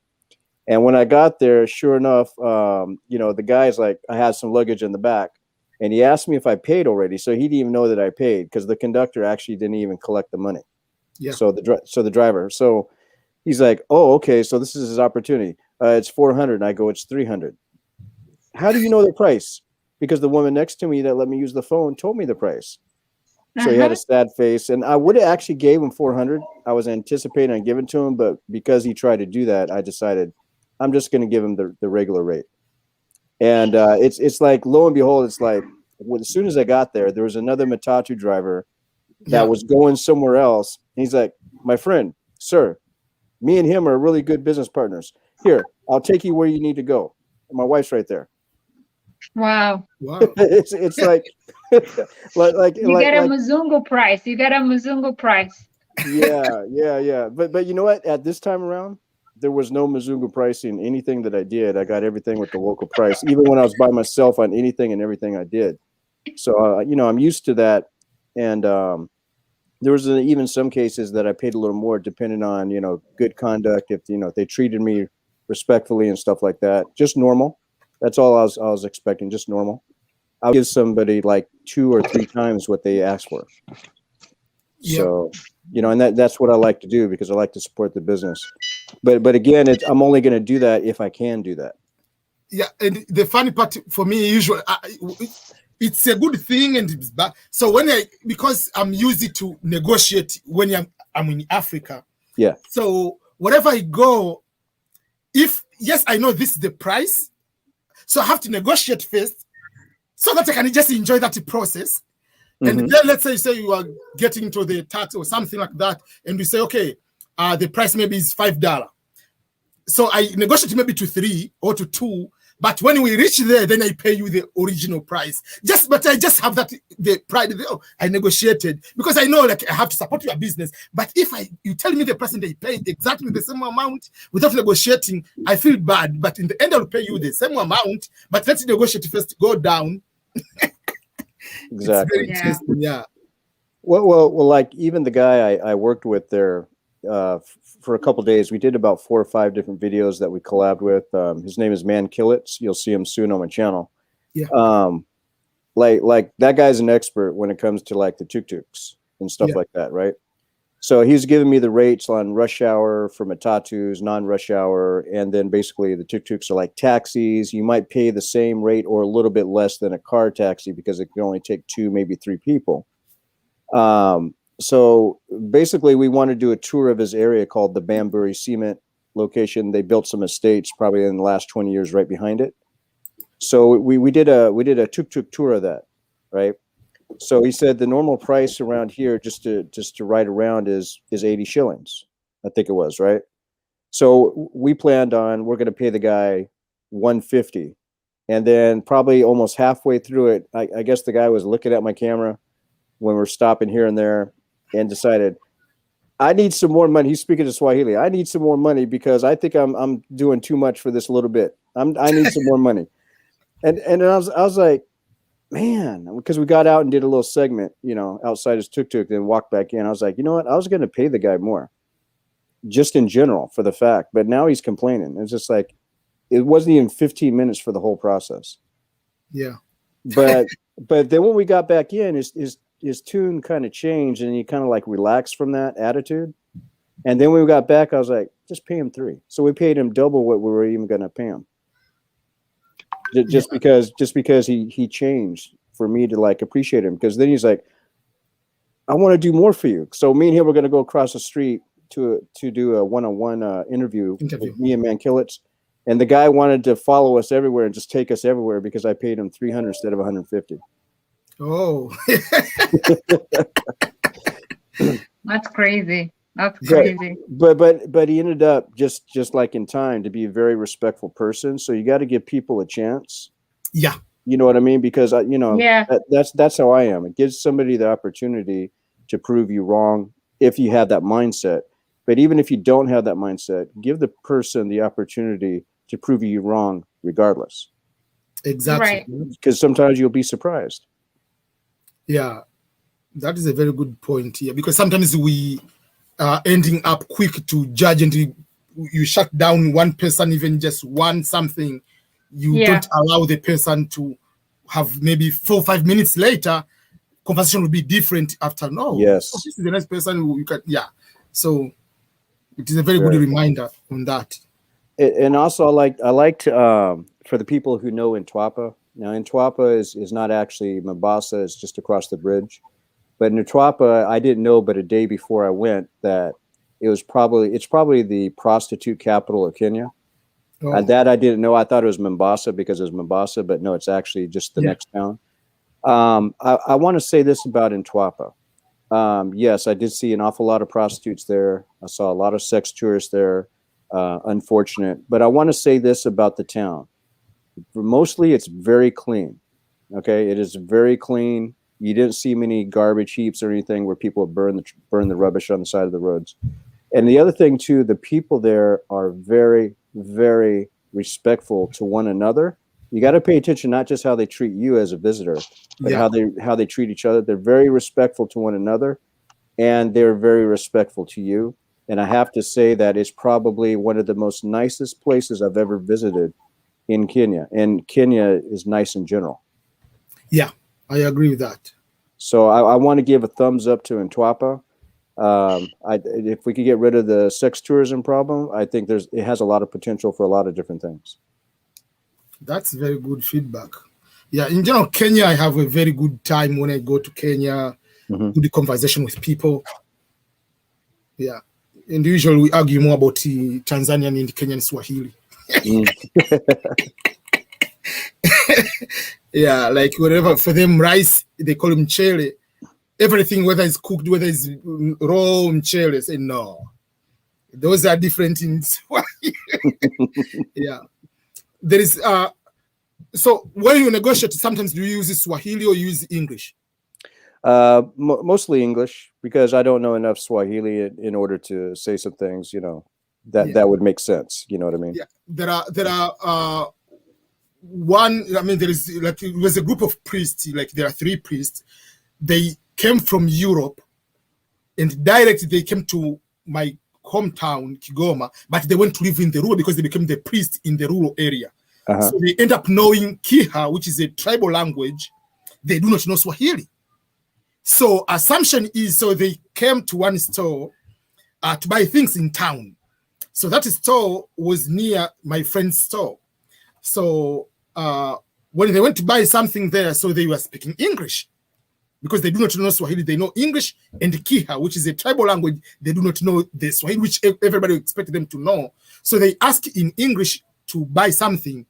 So the person didn't know English, so they had to go to the next door where my friend and I were just chilling, talking, my classmate. So my classmate knows English, so the person came there and asked my classmate in Kiha. So they assume the person doesn't know, I mean, the Wazungu, they will know Swahili, so they say, let me use the Kiha language, tell them, go and sell to them, but put the price at least twice. They tell the person in Kiha, so that when you speak in English, you go and do that. So the person went there and he started negotiating. And so the person knows Kiha said, but why are you raising the price? And they started talking Kiha, but we are same people, we live in the same town, so the people have to apologize for that. So they explain, how do you know Kiha instead of Swahili? They say, yeah, we just came as a priest. We have been living like 5 years in the rural area, so we know the language. That is Yeah, you know that you just remind me of a story because KBM, I gotta jump on the call. I'll see you guys later. Thank you so much, Brenda. Thank you, Brenda. Thanks for having me on your channel. Thanks, guys. I put Brenda's channel. Please go and subscribe to Brenda. Her channel is on the comment. Thank you. Bye, guys. Bye, KBM. Bye. Yes, continue, KBM. Yeah, you just reminded me with the priest story that I know some Kikuyu ladies that live in Tacoma, which is right by Seattle, and they're telling a story that they went into like a Ross Dress for Less, and that there's this Mzungu woman looking at them as they're speaking in Kikuyu, and what they were saying was, yeah, she was kind of look like she's stressed out. They're saying in Kikuyu that the Mzungu kind of looks like she's stressed out and she keeps looking at us, and I wonder why she keeps looking at us. She kind of like, I don't know, an old hag or something like that, right? And then when they got closer, she goes, I didn't know I looked like an old hag. She spoke Kikuyu.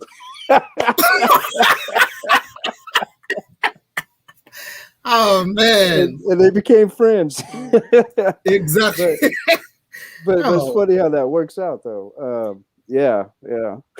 I mean, the good thing, just for the benefit is just to be a normal, nice person. You don't start talking bad thing for whatever language. Like one time I was in California. I was in one college. I was just sitting there. I was waiting for one of the classes. I usually take I was taking photography classes for whatever, for fun, so that I can get the VA home loan. I mean, VA benefit for education because I qualify. So I need to get any course. I don't need community college per se. So let me go and study about these few things. So I was outside. I was talking to one person in New York in Swahili. We were just talking, whatever. And he asked me something. So that woman was coming to me and said, so I told the person, please wait. There is one person here is coming, I think, on my direction. Is going to ask me a question. I want to respond to you. So don't go away. So the person came there and they started talking to me in Swahili. And it was white person, like mid-age.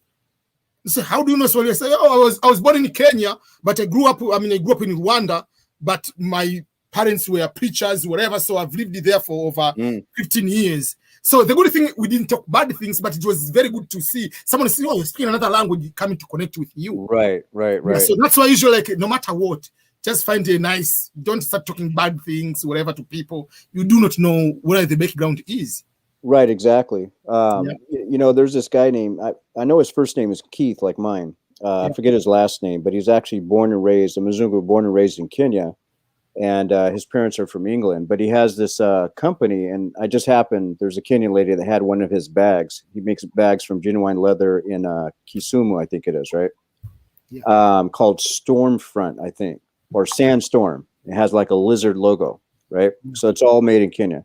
Now, listening to his story, because a friend of mine in Minneapolis has a website, and his story was on there, and he said that he grew up learning Swahili before he knew English, and even till this day, you know, he knows how to speak Swahili a lot better than English.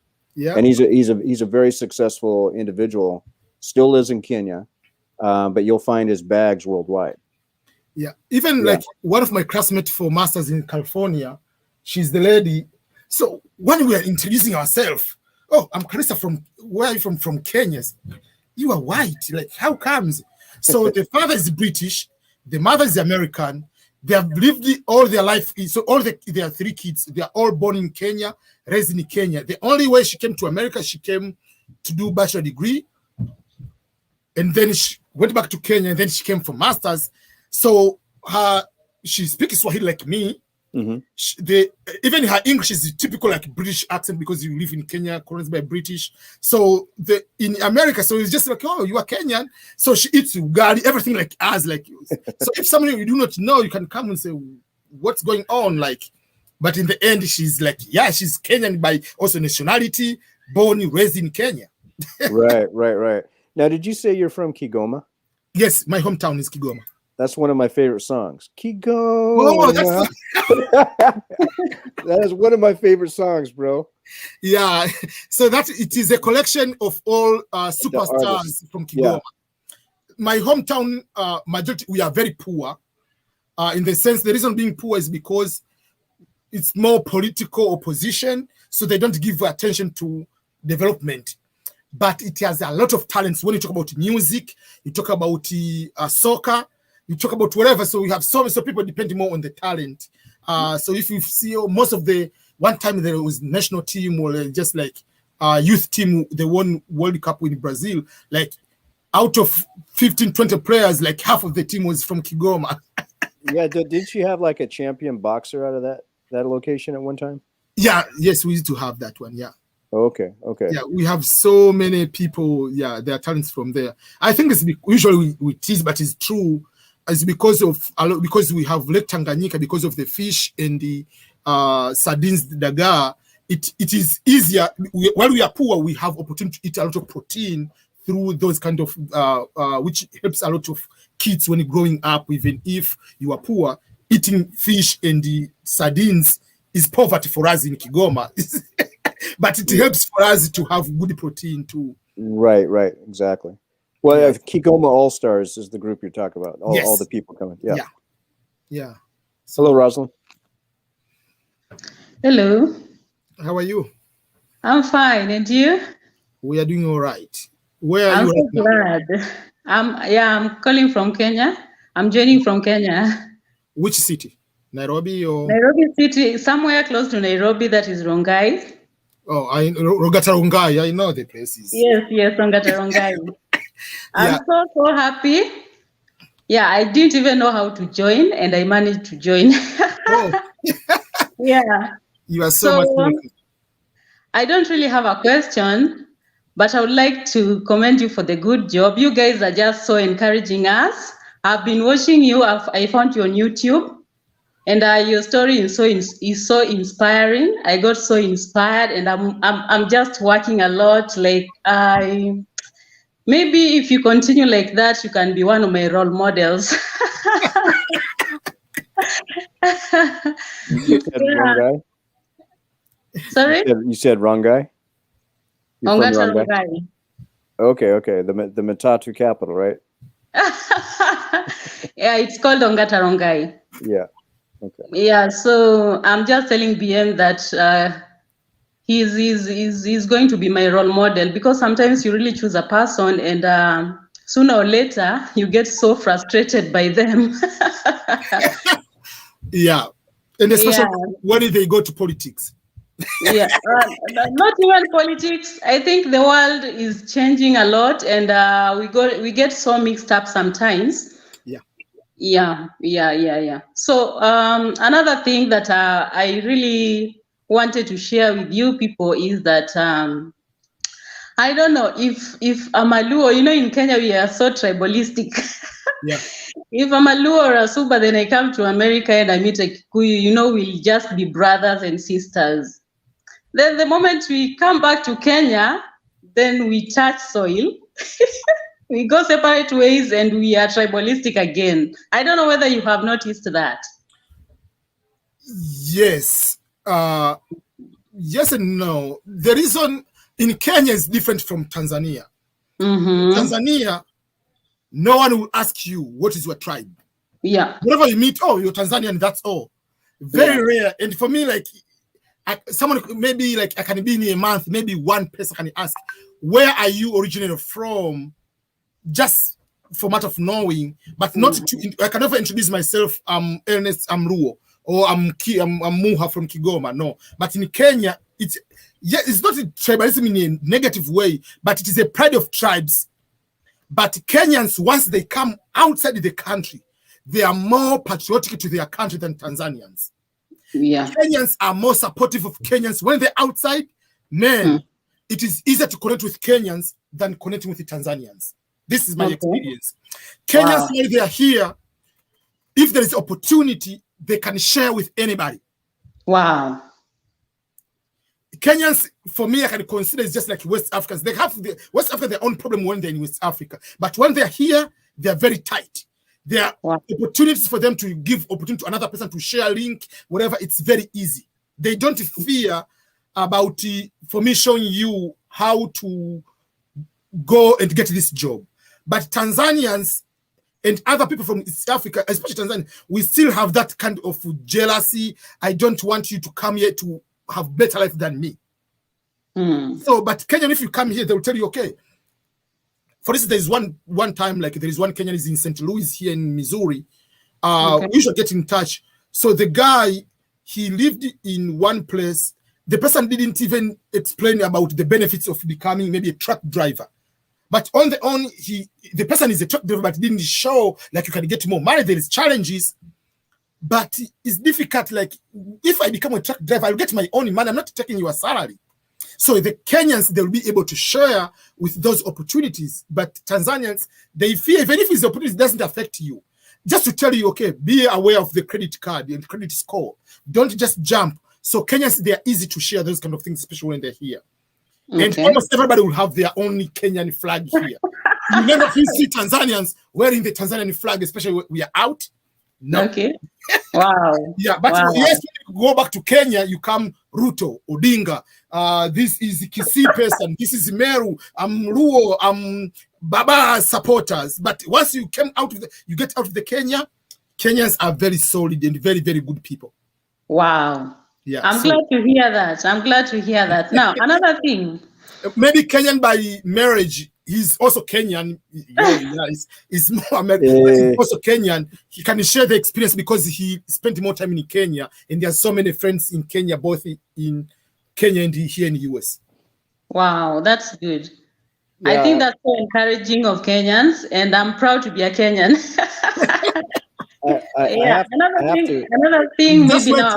KBM has a comment on that. I was going to say before I forget, based on what you said, EBM, I have to say that's true because shortly after I got married, in my area where I was living at the time, Spokane, Washington, it's like there was only about 100 Kenyans, but then every 3 months we'd get together and they created a SACCO, right?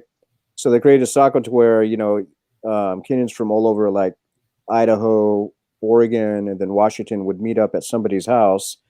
And we'd all get together, and it was mostly Luo, Kikuyu, Luya, Maasai, like those four mainly, all getting together, getting along as if there was no tribalism. Yep. So yeah, I do have to agree with you. When at least in America, from what I could see, they are very much connected. Wow. Yeah. That's good. That's so encouraging. Another thing I would like to ask you is that I hear that it's so tough out there that at some point you are broke, and then I'm like, what? You broke in America?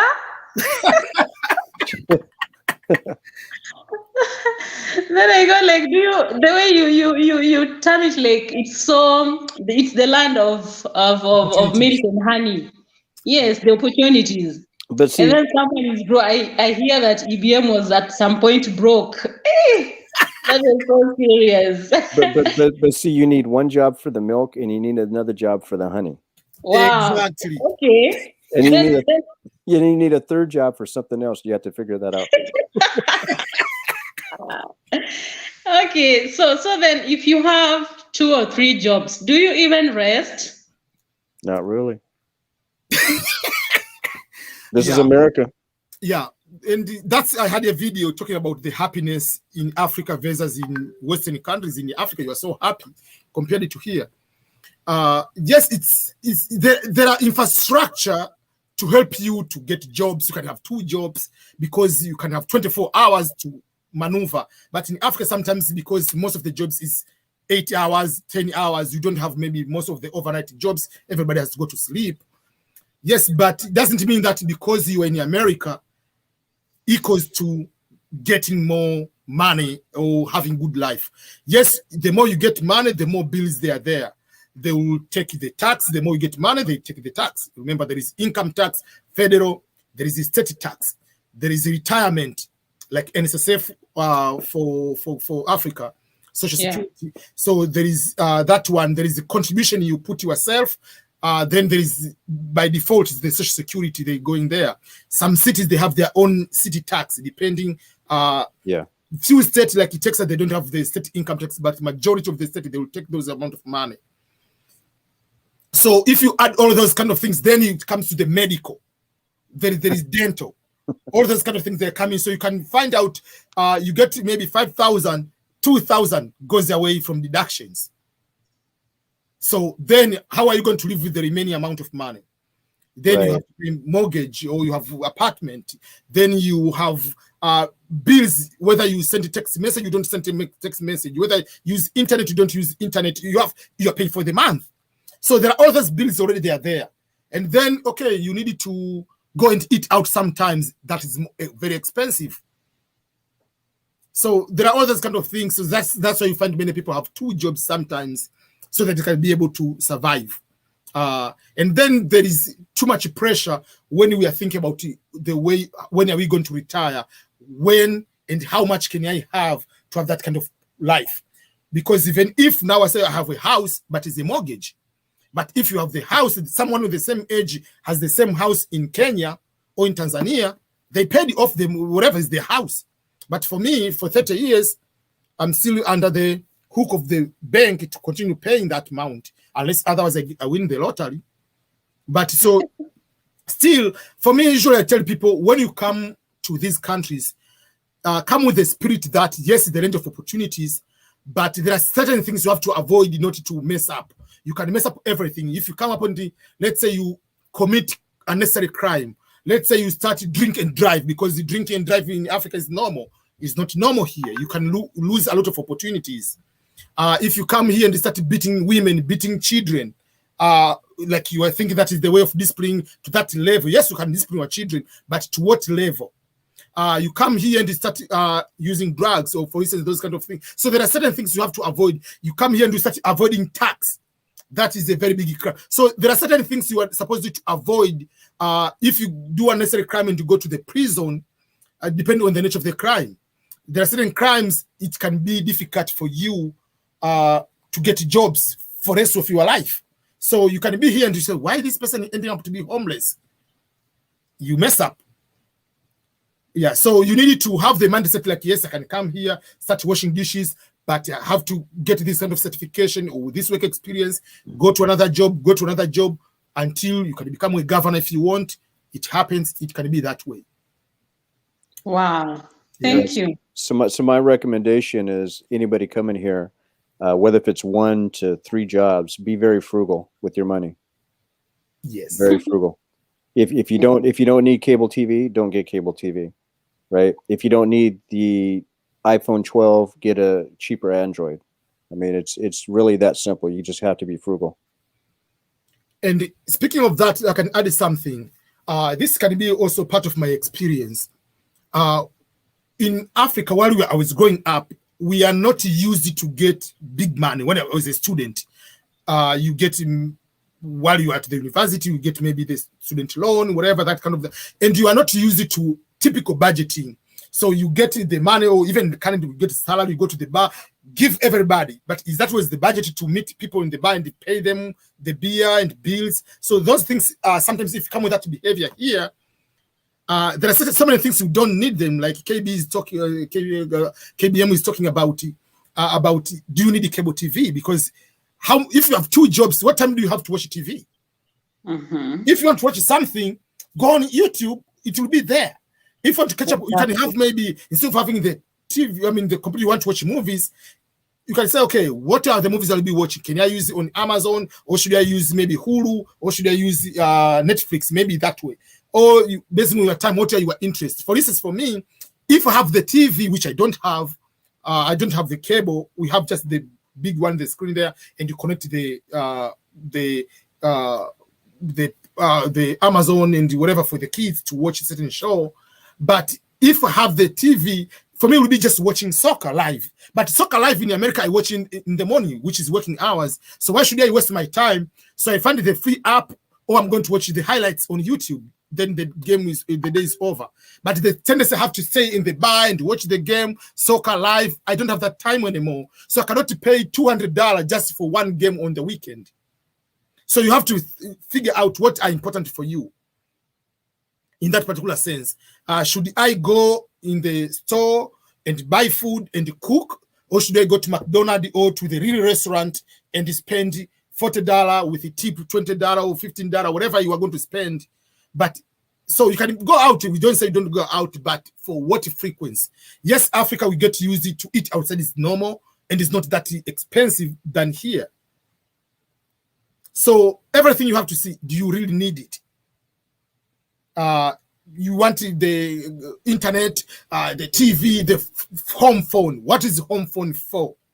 Who is calling the home phone right now? You have already a cell phone. So there are certain things you have to see which are really important for you, and not because another person has. The good thing about here, people don't care much about what car KBM or EBM has, because we are driving, which is most of the freeway is about 60, 65, 70 miles per hour, which is about more than 100 kilometers per hour if you convert. Who is there just to watch who is driving what type of car? True. The car is the transportation from point A to point B.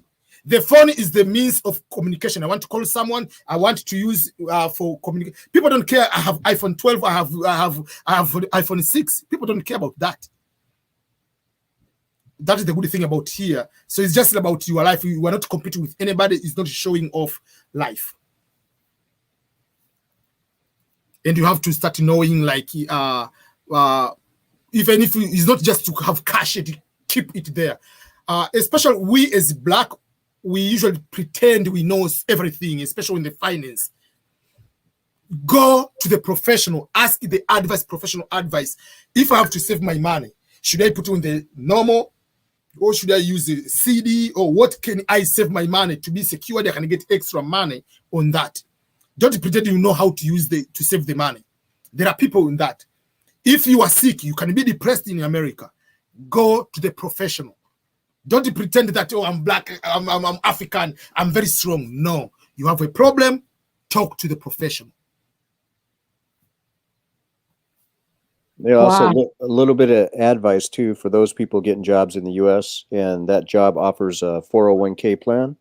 Yes. A 401k plan is considered a retirement plan. You could possibly get rich, but the best thing about it is you could put away as little as like 3% of whatever your monthly income is towards this 401k. And then in many cases, the job will match that 3%. Yes. So it's basically that 3% they add on is free money.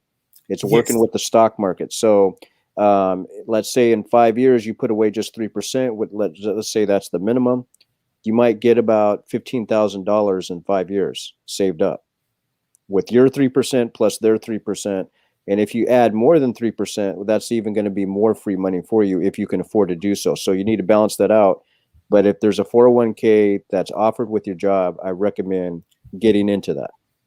Exactly. And even when you find the job, if you find the jobs, if you get the job which they have, because some jobs they don't have, so better the one, like when you are looking, these are for some, but because that one will be moving to any company. If you move, you just continue the contribution.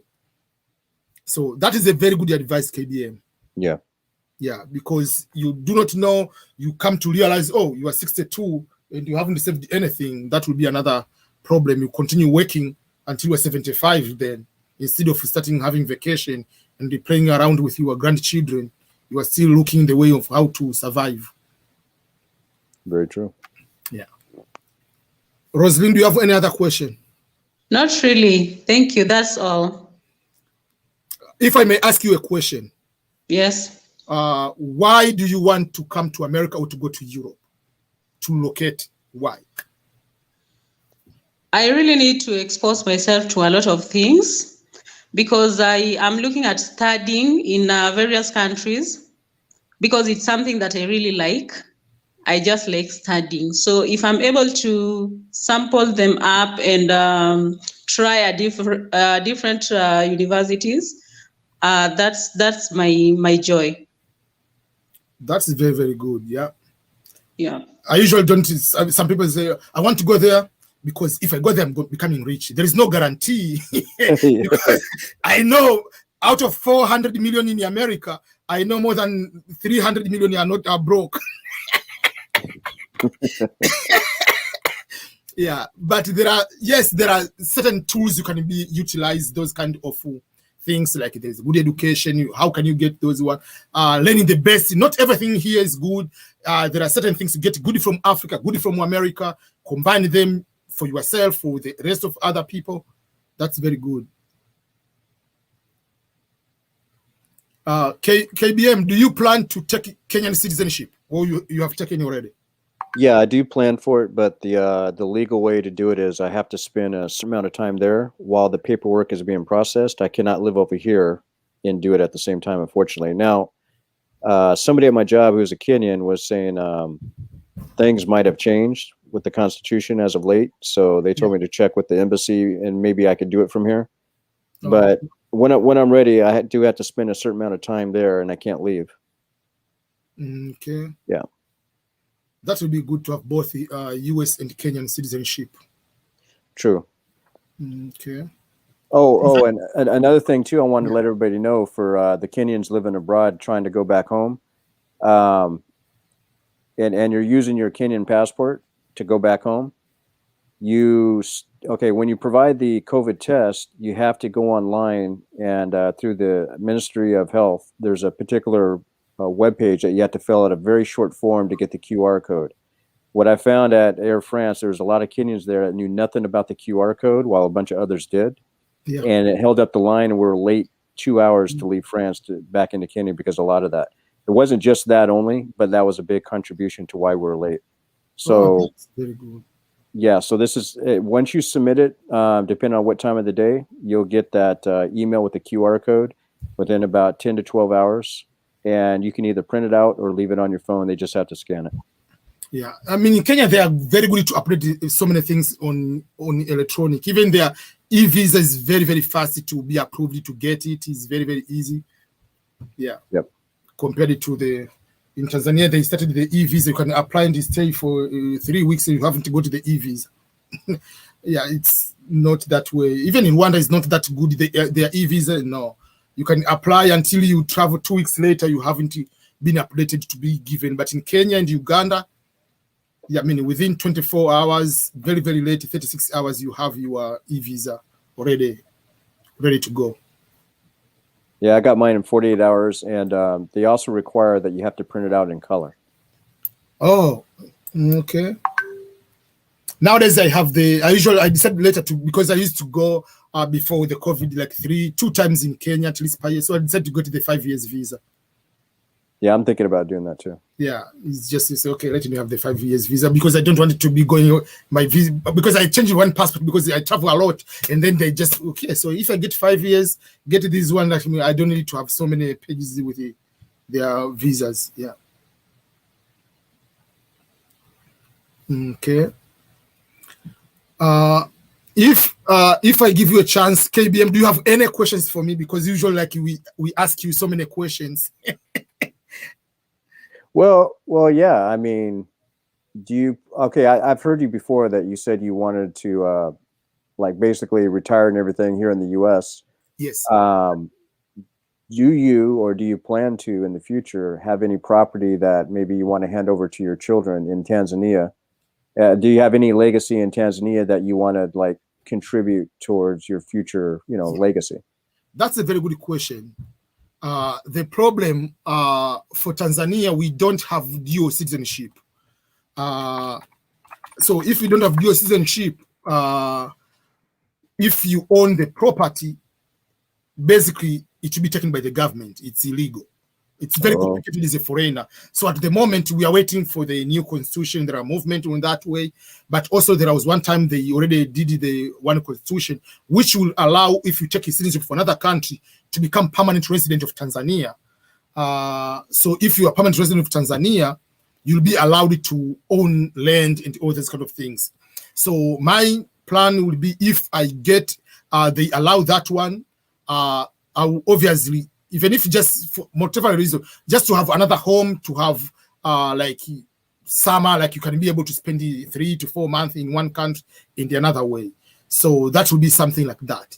And secondly, the way the YouTube going this way, it might make me maybe in the future, maybe half year live here, half live there, and especially when the kids are grown. Let's say if the kids at that time they're in college, obviously my wife and I, we don't necessarily want to be here. We can be able to go to live in Tanzania halfway and halfway here. I want to, I mean, even like because of the COVID, there are some restrictions. I was getting the job to live 5 to 7 years in Africa. I was planning to go to live in Tanzania for 5 years, but last year I didn't get the work permit, because now you have to get work permit. My job allowed me to be able to work from home before even the work from home COVID thing started, 2019 going to beginning of 2020. But the law, even in Tanzania and Kenya, you have to be employed by a company which is registered in the country to be getting the work permit. But you cannot say I'm working with Walmart online, but I live in Kenya and give me the work permit. I can show my salary and I pay the tax. But that is the problem in most of the African countries. So, but with COVID and all these kind of things, I believe most of the work permit regulations will be able to change it to allow those kind of flexibility. So that means you can be able to continue working from home and live in another country. That will be very good. If they allow that way, it will be easier for me to go and live in Tanzania for quite some time. I want the kids to have that experience of having another culture life in Tanzania or in Africa in general, like for at least 5 years, and having the American experience, they will make them even stronger and have them more opportunities in both US and in Africa in general. Yeah, I think that's an ideal way of living as well. If you can make that income here or what have you and live over there. Because I like to make it to where I just come back to the US maybe once or twice, check my mail, and then go back home. Yeah. Just go to the mailbox and then come back home, and that's it. Yeah, I mean, and another thing is just like I see, and this is another advantage for me, which is even for you, because for you are born and raised here. The way there are things like, if you have never been out of Tanzania, for instance, or many African countries, iPhone 12 is a big deal. If you have iPhone 12 or 11, you're just walking, showing off. There are certain things that are a big deal. Like this type of car is a big deal. There are certain going to eat at KFC in Kenya is a big deal. But living for me, being born here, for you, those are not big deal. They are normal things. So for me, I have this advantage of living many years here. So that's why I know even I live in Africa, I will save a lot, because most of the things I used to see these are big deal are no longer big deal for me. I want to live in the rural life, or not typical urban life. I want to eat the natural food. I want to slaughter a chicken, not to go to buy a chicken from supermarket. So for me, supermarket in Africa is not a rich person. For me, I want to have rich food, that the true slaughtered chicken, get my mango, get. Yes. So for me, I will enjoy that life more than here if I go to that particular situation. Because for me, that is not poverty. That is the real life I want to live in that way. You know, EBM, a lot of Kenyans would be disappointed when it comes to KFC, because, like, for example, at the Southfield Mall in my neighborhood in Embakasi, there's a KFC, and on the second level, there's a club, and it's all KFC, right? So everybody's jamming at the KFC. But if a Kenyan came over to the US and saw a KFC, they would see drug addicts, they would see gang members, they would see arguments at the counter, dirty floors, dirty tables. The polar opposite, because KFC in Kenya is fine cuisine. I mean, it's just like going to the fancy restaurant. Even in Tanzania, like you see, is this KFC or Pizza Hut? Man, it's so clean, it's so beautiful. Man, we could have this in the US, it would be good, but here, like, You don't know. It's ghetto here. They just don't understand, you know. Yeah. Yeah.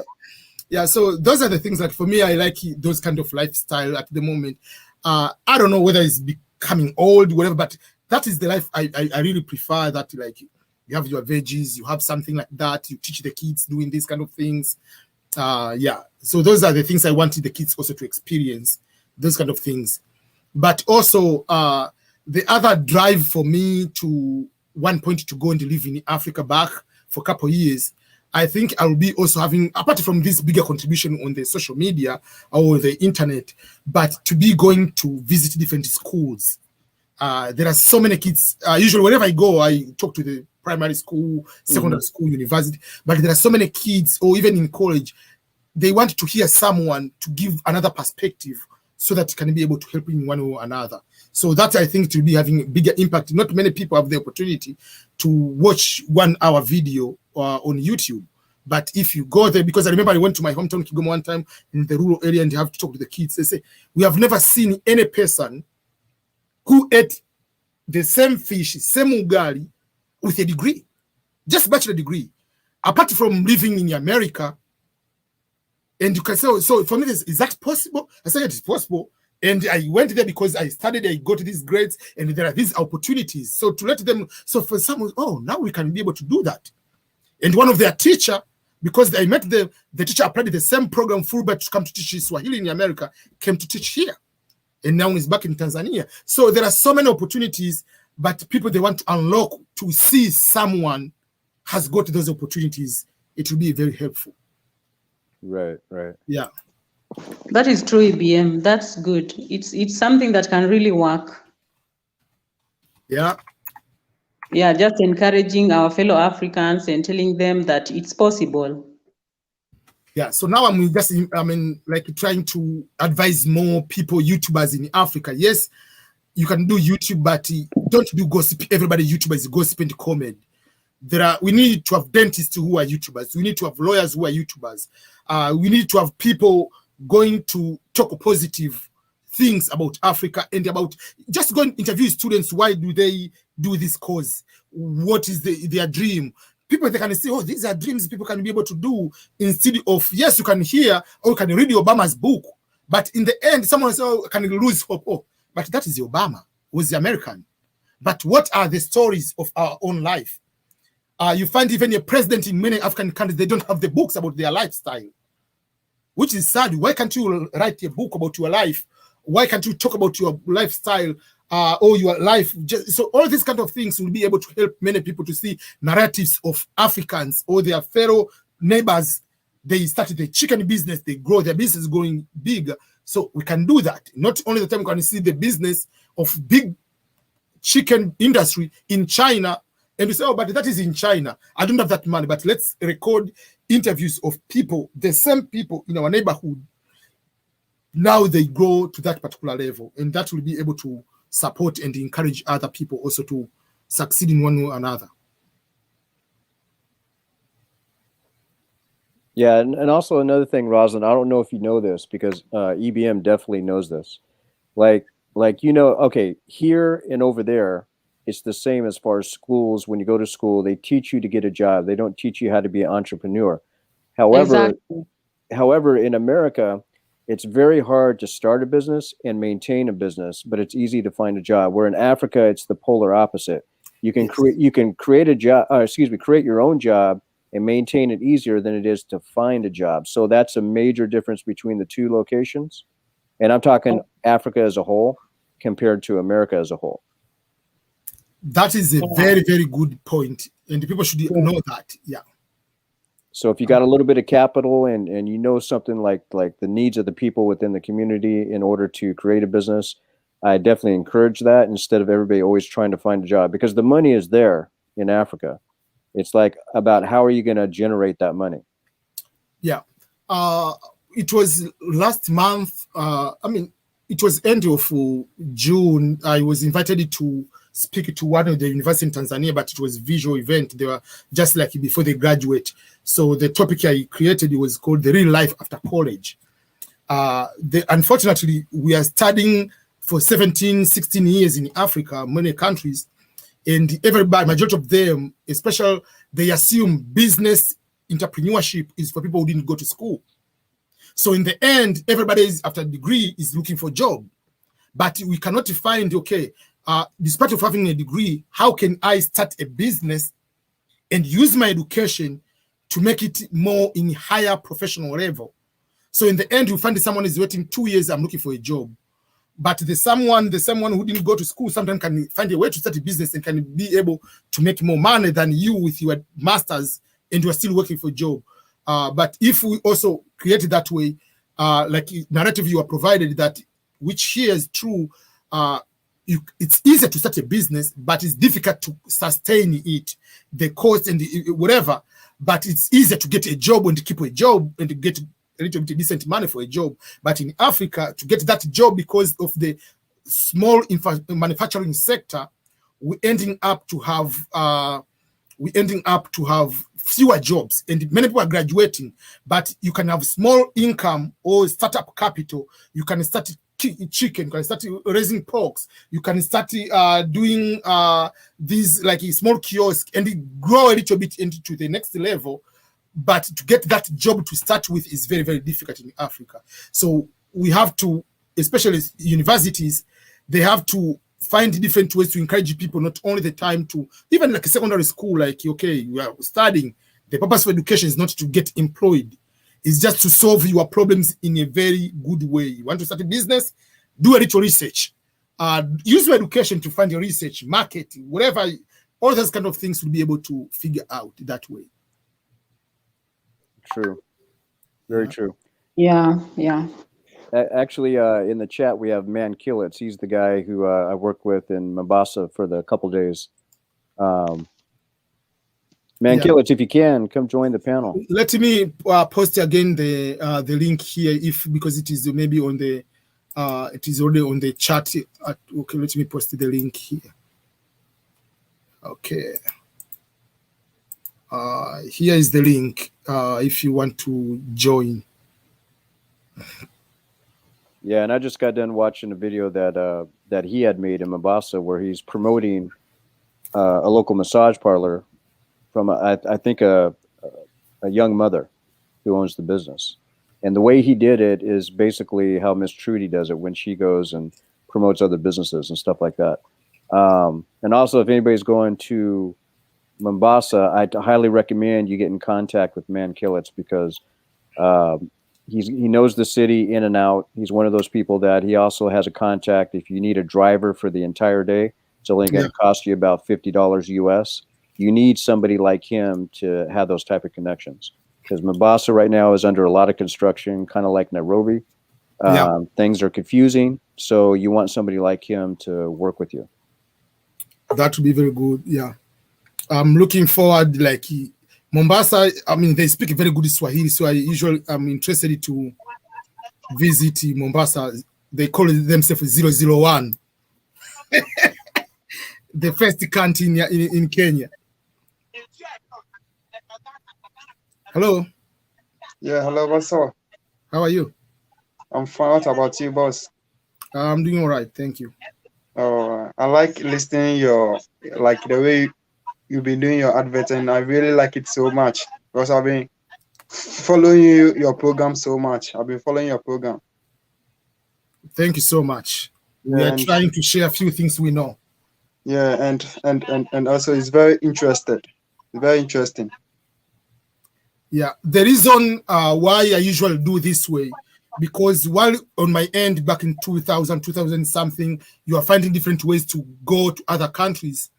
There are no much of the social media, but it was difficult to find someone and write the email, even they respond to the email, because how you ask, like, how did you go there? Like, it was difficult. So if I wanted to find someone who is already here or in another country to share their story, like what are the challenges, what are the expectations, and I didn't find that person, or some people, maybe they are busy, they cannot respond, and now I'm that person, I'm here. So on one way or another, I feel it is my responsibility in one way or another to make easier for someone, because I'm looking myself, what if right now I'm looking for the opportunity to go and I come across to someone who is talking, Because the point is not just to come here. How are you going to benefit by being here? Because you can come here and end up in prison. But how are you coming here to avoid being in prison? How are you coming here not to end up washing dishes for 10 years to become system administrator? So those are the few things we want to share with people. So once you come here, you know for sure this is the road to go up. Not to come here, okay, you're just ending up posting photos you are at Walmart on social media. So what? That is not the purpose of coming to America, to end up having the photos of yourself on the social media and just threatening other people that I have good life. Yeah. Fake it until you make it. Yeah. That's why for me, like, even go to my Instagram, I usually don't have the photos like of, if I can have a picture of outside, like nice place for a certain purpose of showing education wise, not like, okay, I'm having here chilling, good time vibes, weekend vibes. We are out of those kind of lifestyle. It's just like, okay. And then, I mean, the good thing, Kenya, by marriage, you have traveled many places. Like, I'm telling you, when Kigali, man, it's so clean, more than many places I know here. Like, there are certain places like I say, is this Botswana? Is this like even like in Kenya, you go to there are certain hotels, you find out, man, these are so clean compared to the hotels we have there. So the point is not about showing off, is the point like how do we educate one another? Like, you come here and be able to make sure that you, I mean, succeed, but also support other people who are going to be newer, coming to join the same kind of journey for yourself too. Which country are you from? I'm from Ghana. Okay. Yeah, and American Lodge, I've tried several times, but I've not been winning. I don't know the reason why. It is a lot. I usually tell people, apply as long as you do everything correctly. Apply and continue with other things. Like your goal. What is your goal? What are your objective? What is your dream? My dream is to own the business. Whether the dream is not to own the business in America, it starts to be to own the business. My dream is to provide it for my family. Whether you are providing them in Ghana, you are providing them in Tanzania, whether it's in America, you never know where. Then if you come to America, then how are you going to take that dream to the next level? So apply, which is good. Pray to God will be the one to help you to win. But what if you don't win? Are you going to stop your entire life to wait for the green card lottery? No. You have to continue. If it's for education, there is one opportunity, for instance, I'm planning to do this weekend, this video. There is one company in Netherlands. They wrote to me. They want me to advertise their service. So they have opportunity for people to learn entrepreneurship in their institute. So you learn from home on internet for, it's a 1-year program. So for the first 9 months, you do from your own home. The capacity is just about 15 hours per week average. And then after 9-month commitment, then they will pay for your flight ticket, they pay for the hotel, they pay for the food, they pay for insurance, for everything for the 3 months in Netherlands. And you don't need to agree, you don't need to have whatever.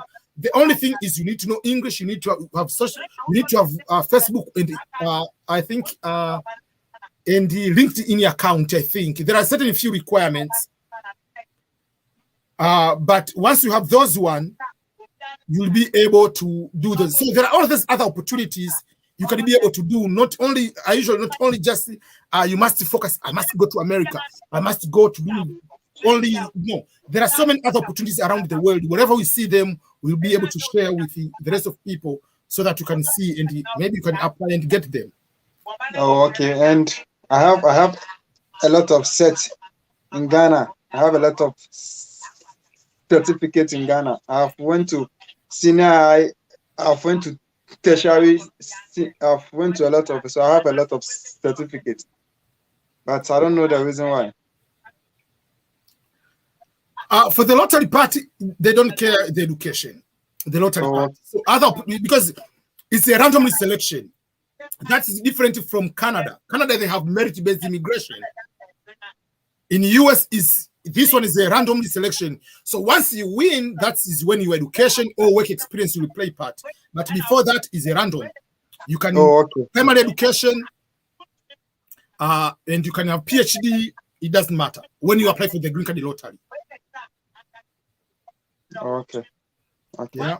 So what about the Holland? This one is it very interested like the Holland? What you are talking about? Apart from other thing is a new education. You just learn entrepreneurship, which is it can help you in one way or another. But two, you'll have 3 months paid off to go to another country, go to Netherlands, go there, finish 3 months. Come back to your country. While you are there, you'll get network with other people. You get network of other opportunities. You can find another education because the same institute, they have paid version, so you can see what is there. But going to one country, just like even if you are from Ghana, to go to Nigeria and come back to Ghana, even for 1 month or for 2 weeks, is going to broaden up your head, your mindset.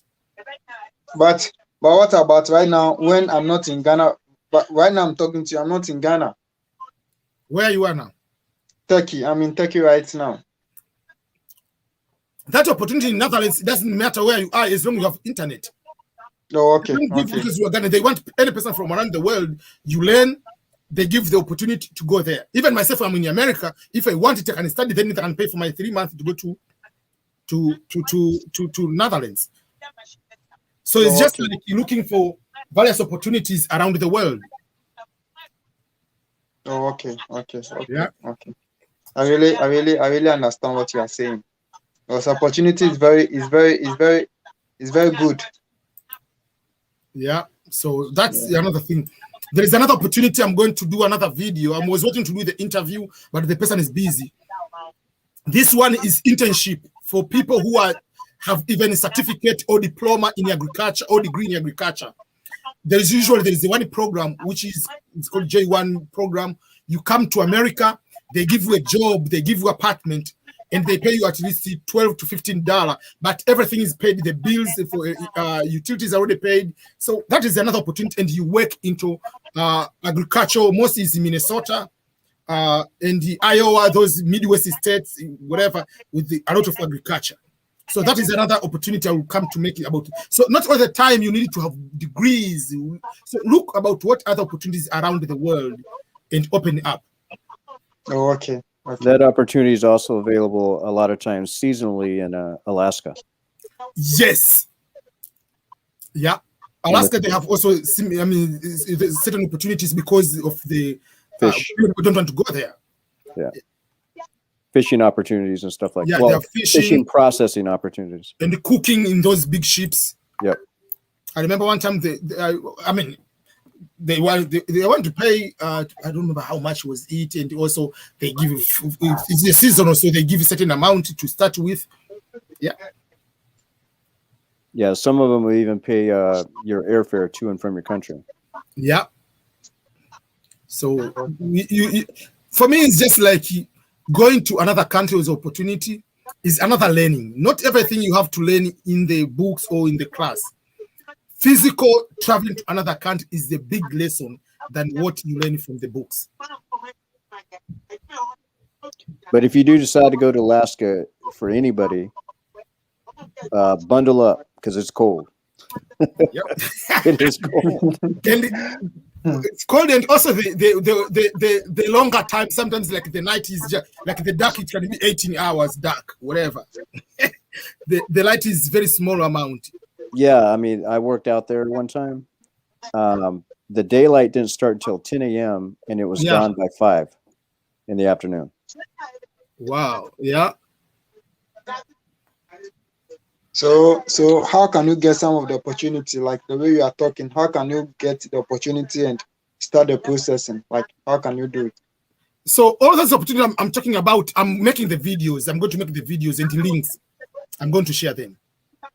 Oh, yeah. Oh, because today that's why it's work day, but I took day off because my kid was a little bit sick. But I took the day off, so I'm now they're taking nap. So I'm having longer live. But this weekend, I'll make these kind of videos. Yeah, I'm planning to a little bit modify my content in one way. Like I'll be talking specific opportunities also. For instance, I came in the US under the Fulbright program. That Fulbright program is to teach Swahili, but someone is in Nigeria has to teach Igbo, whatever those languages they're coming to teach in America. So those opportunities, they are there every country, each year. So for instance, like 2 days ago, so also Kenya, you come to teach Swahili in America. So they have announced the application process for Kenya for the Fulbright program to teach Swahili in the US. Tanzania process is already done. They've already interviewed. So I'm making the video for Kenyans also to come to America for teaching Swahili. But also there is also, if even people, let's say because while you have people from China, from all over the world, they are coming to teach different languages. But also there are other programs. So I will be also talking in specific programs. People can go to, even if for season, to another country. Oh, okay. Yeah. Okay. So, sorry. Yes. Yeah, among the programs you're going to do include the one in Netherlands, right? Yes, that's what I'll do this weekend. Okay, and the one for Kenya teaching Swahili, is it there at the embassy already? Yeah, it's already posted on their website, on their website, yeah. But I want to make sure it's not about applying. I want to break down to people to understand what does that mean. How do you go to get it? Because there are certain questions. For instance, they say, okay, the instructions are very clear. You must be between 21 and 30 years old by September or by October next year, by September next year, or August next year. You must be having bachelor degree, and the main language should be English. Like you have bachelor degree in teaching English and maybe political science, or English and the civics, English and the another language. So there are certain requirements you need to have those ones. But apart from that, there are essays. For instance, there is one essay says, if you come to America as a cultural ambassador, let's say you're invited either to choose between going to be presenting in the school, between going to the cultural festival or something like that. Just present, write an essay on that particular situation. So those are the things sometimes they make someone do not know, like when we say cultural festival in America, what are they, what does that entail? What should you apply? All those kind of things should people understand. Or like the other question is, they ask you, when you go to this particular program, what is your motivation? So the program is very clear. You are coming here to do teaching Swahili and Kenyan culture, but also you'll be learning Kenyan American culture here and teaching, so that when you go back to your home country, you have to teach English, you have to teach or help your language and whatever in your country. But so there are ways on how to write that way. Even if your dream is to come to stay in America, you cannot say, oh man, if I go there, I'm going to disappear. I came to this program, now I'm a US citizen, I've never gone back, but did I say I will come back in America and stay here forever? No. So those are the things. Someone can be so much having bigger dreams until you reveal the things you have inside you're not supposed to expose, and you might lose the opportunities. So the video will be able to guide you on those particular areas. Why should we give you this scholarship and not another person? Not, oh, you know, I'm orphan. They don't care about your orphan. No, whatever. No, you have to see the objective of the program and how are you going to fit those one, and how you are going to do once you finish the program when you go back to your home country. Where you'll be going, where you don't go, but you have to indicate you'll be going back to your home country. If you come here, you decide to come stay here, you have to be a good citizen. You have to be also overall, that means you can help other community in that particular area, not just to come here and just increasing the number of people who are committing crimes and destroy the image of immigrants. Okay. Okay. Yeah. Yeah. So those are the videos I have to. So that one is easy for me to make because I went through the same process. That's why even my son, middle name is Benedict Fulbright, because I came under Fulbright scholarship.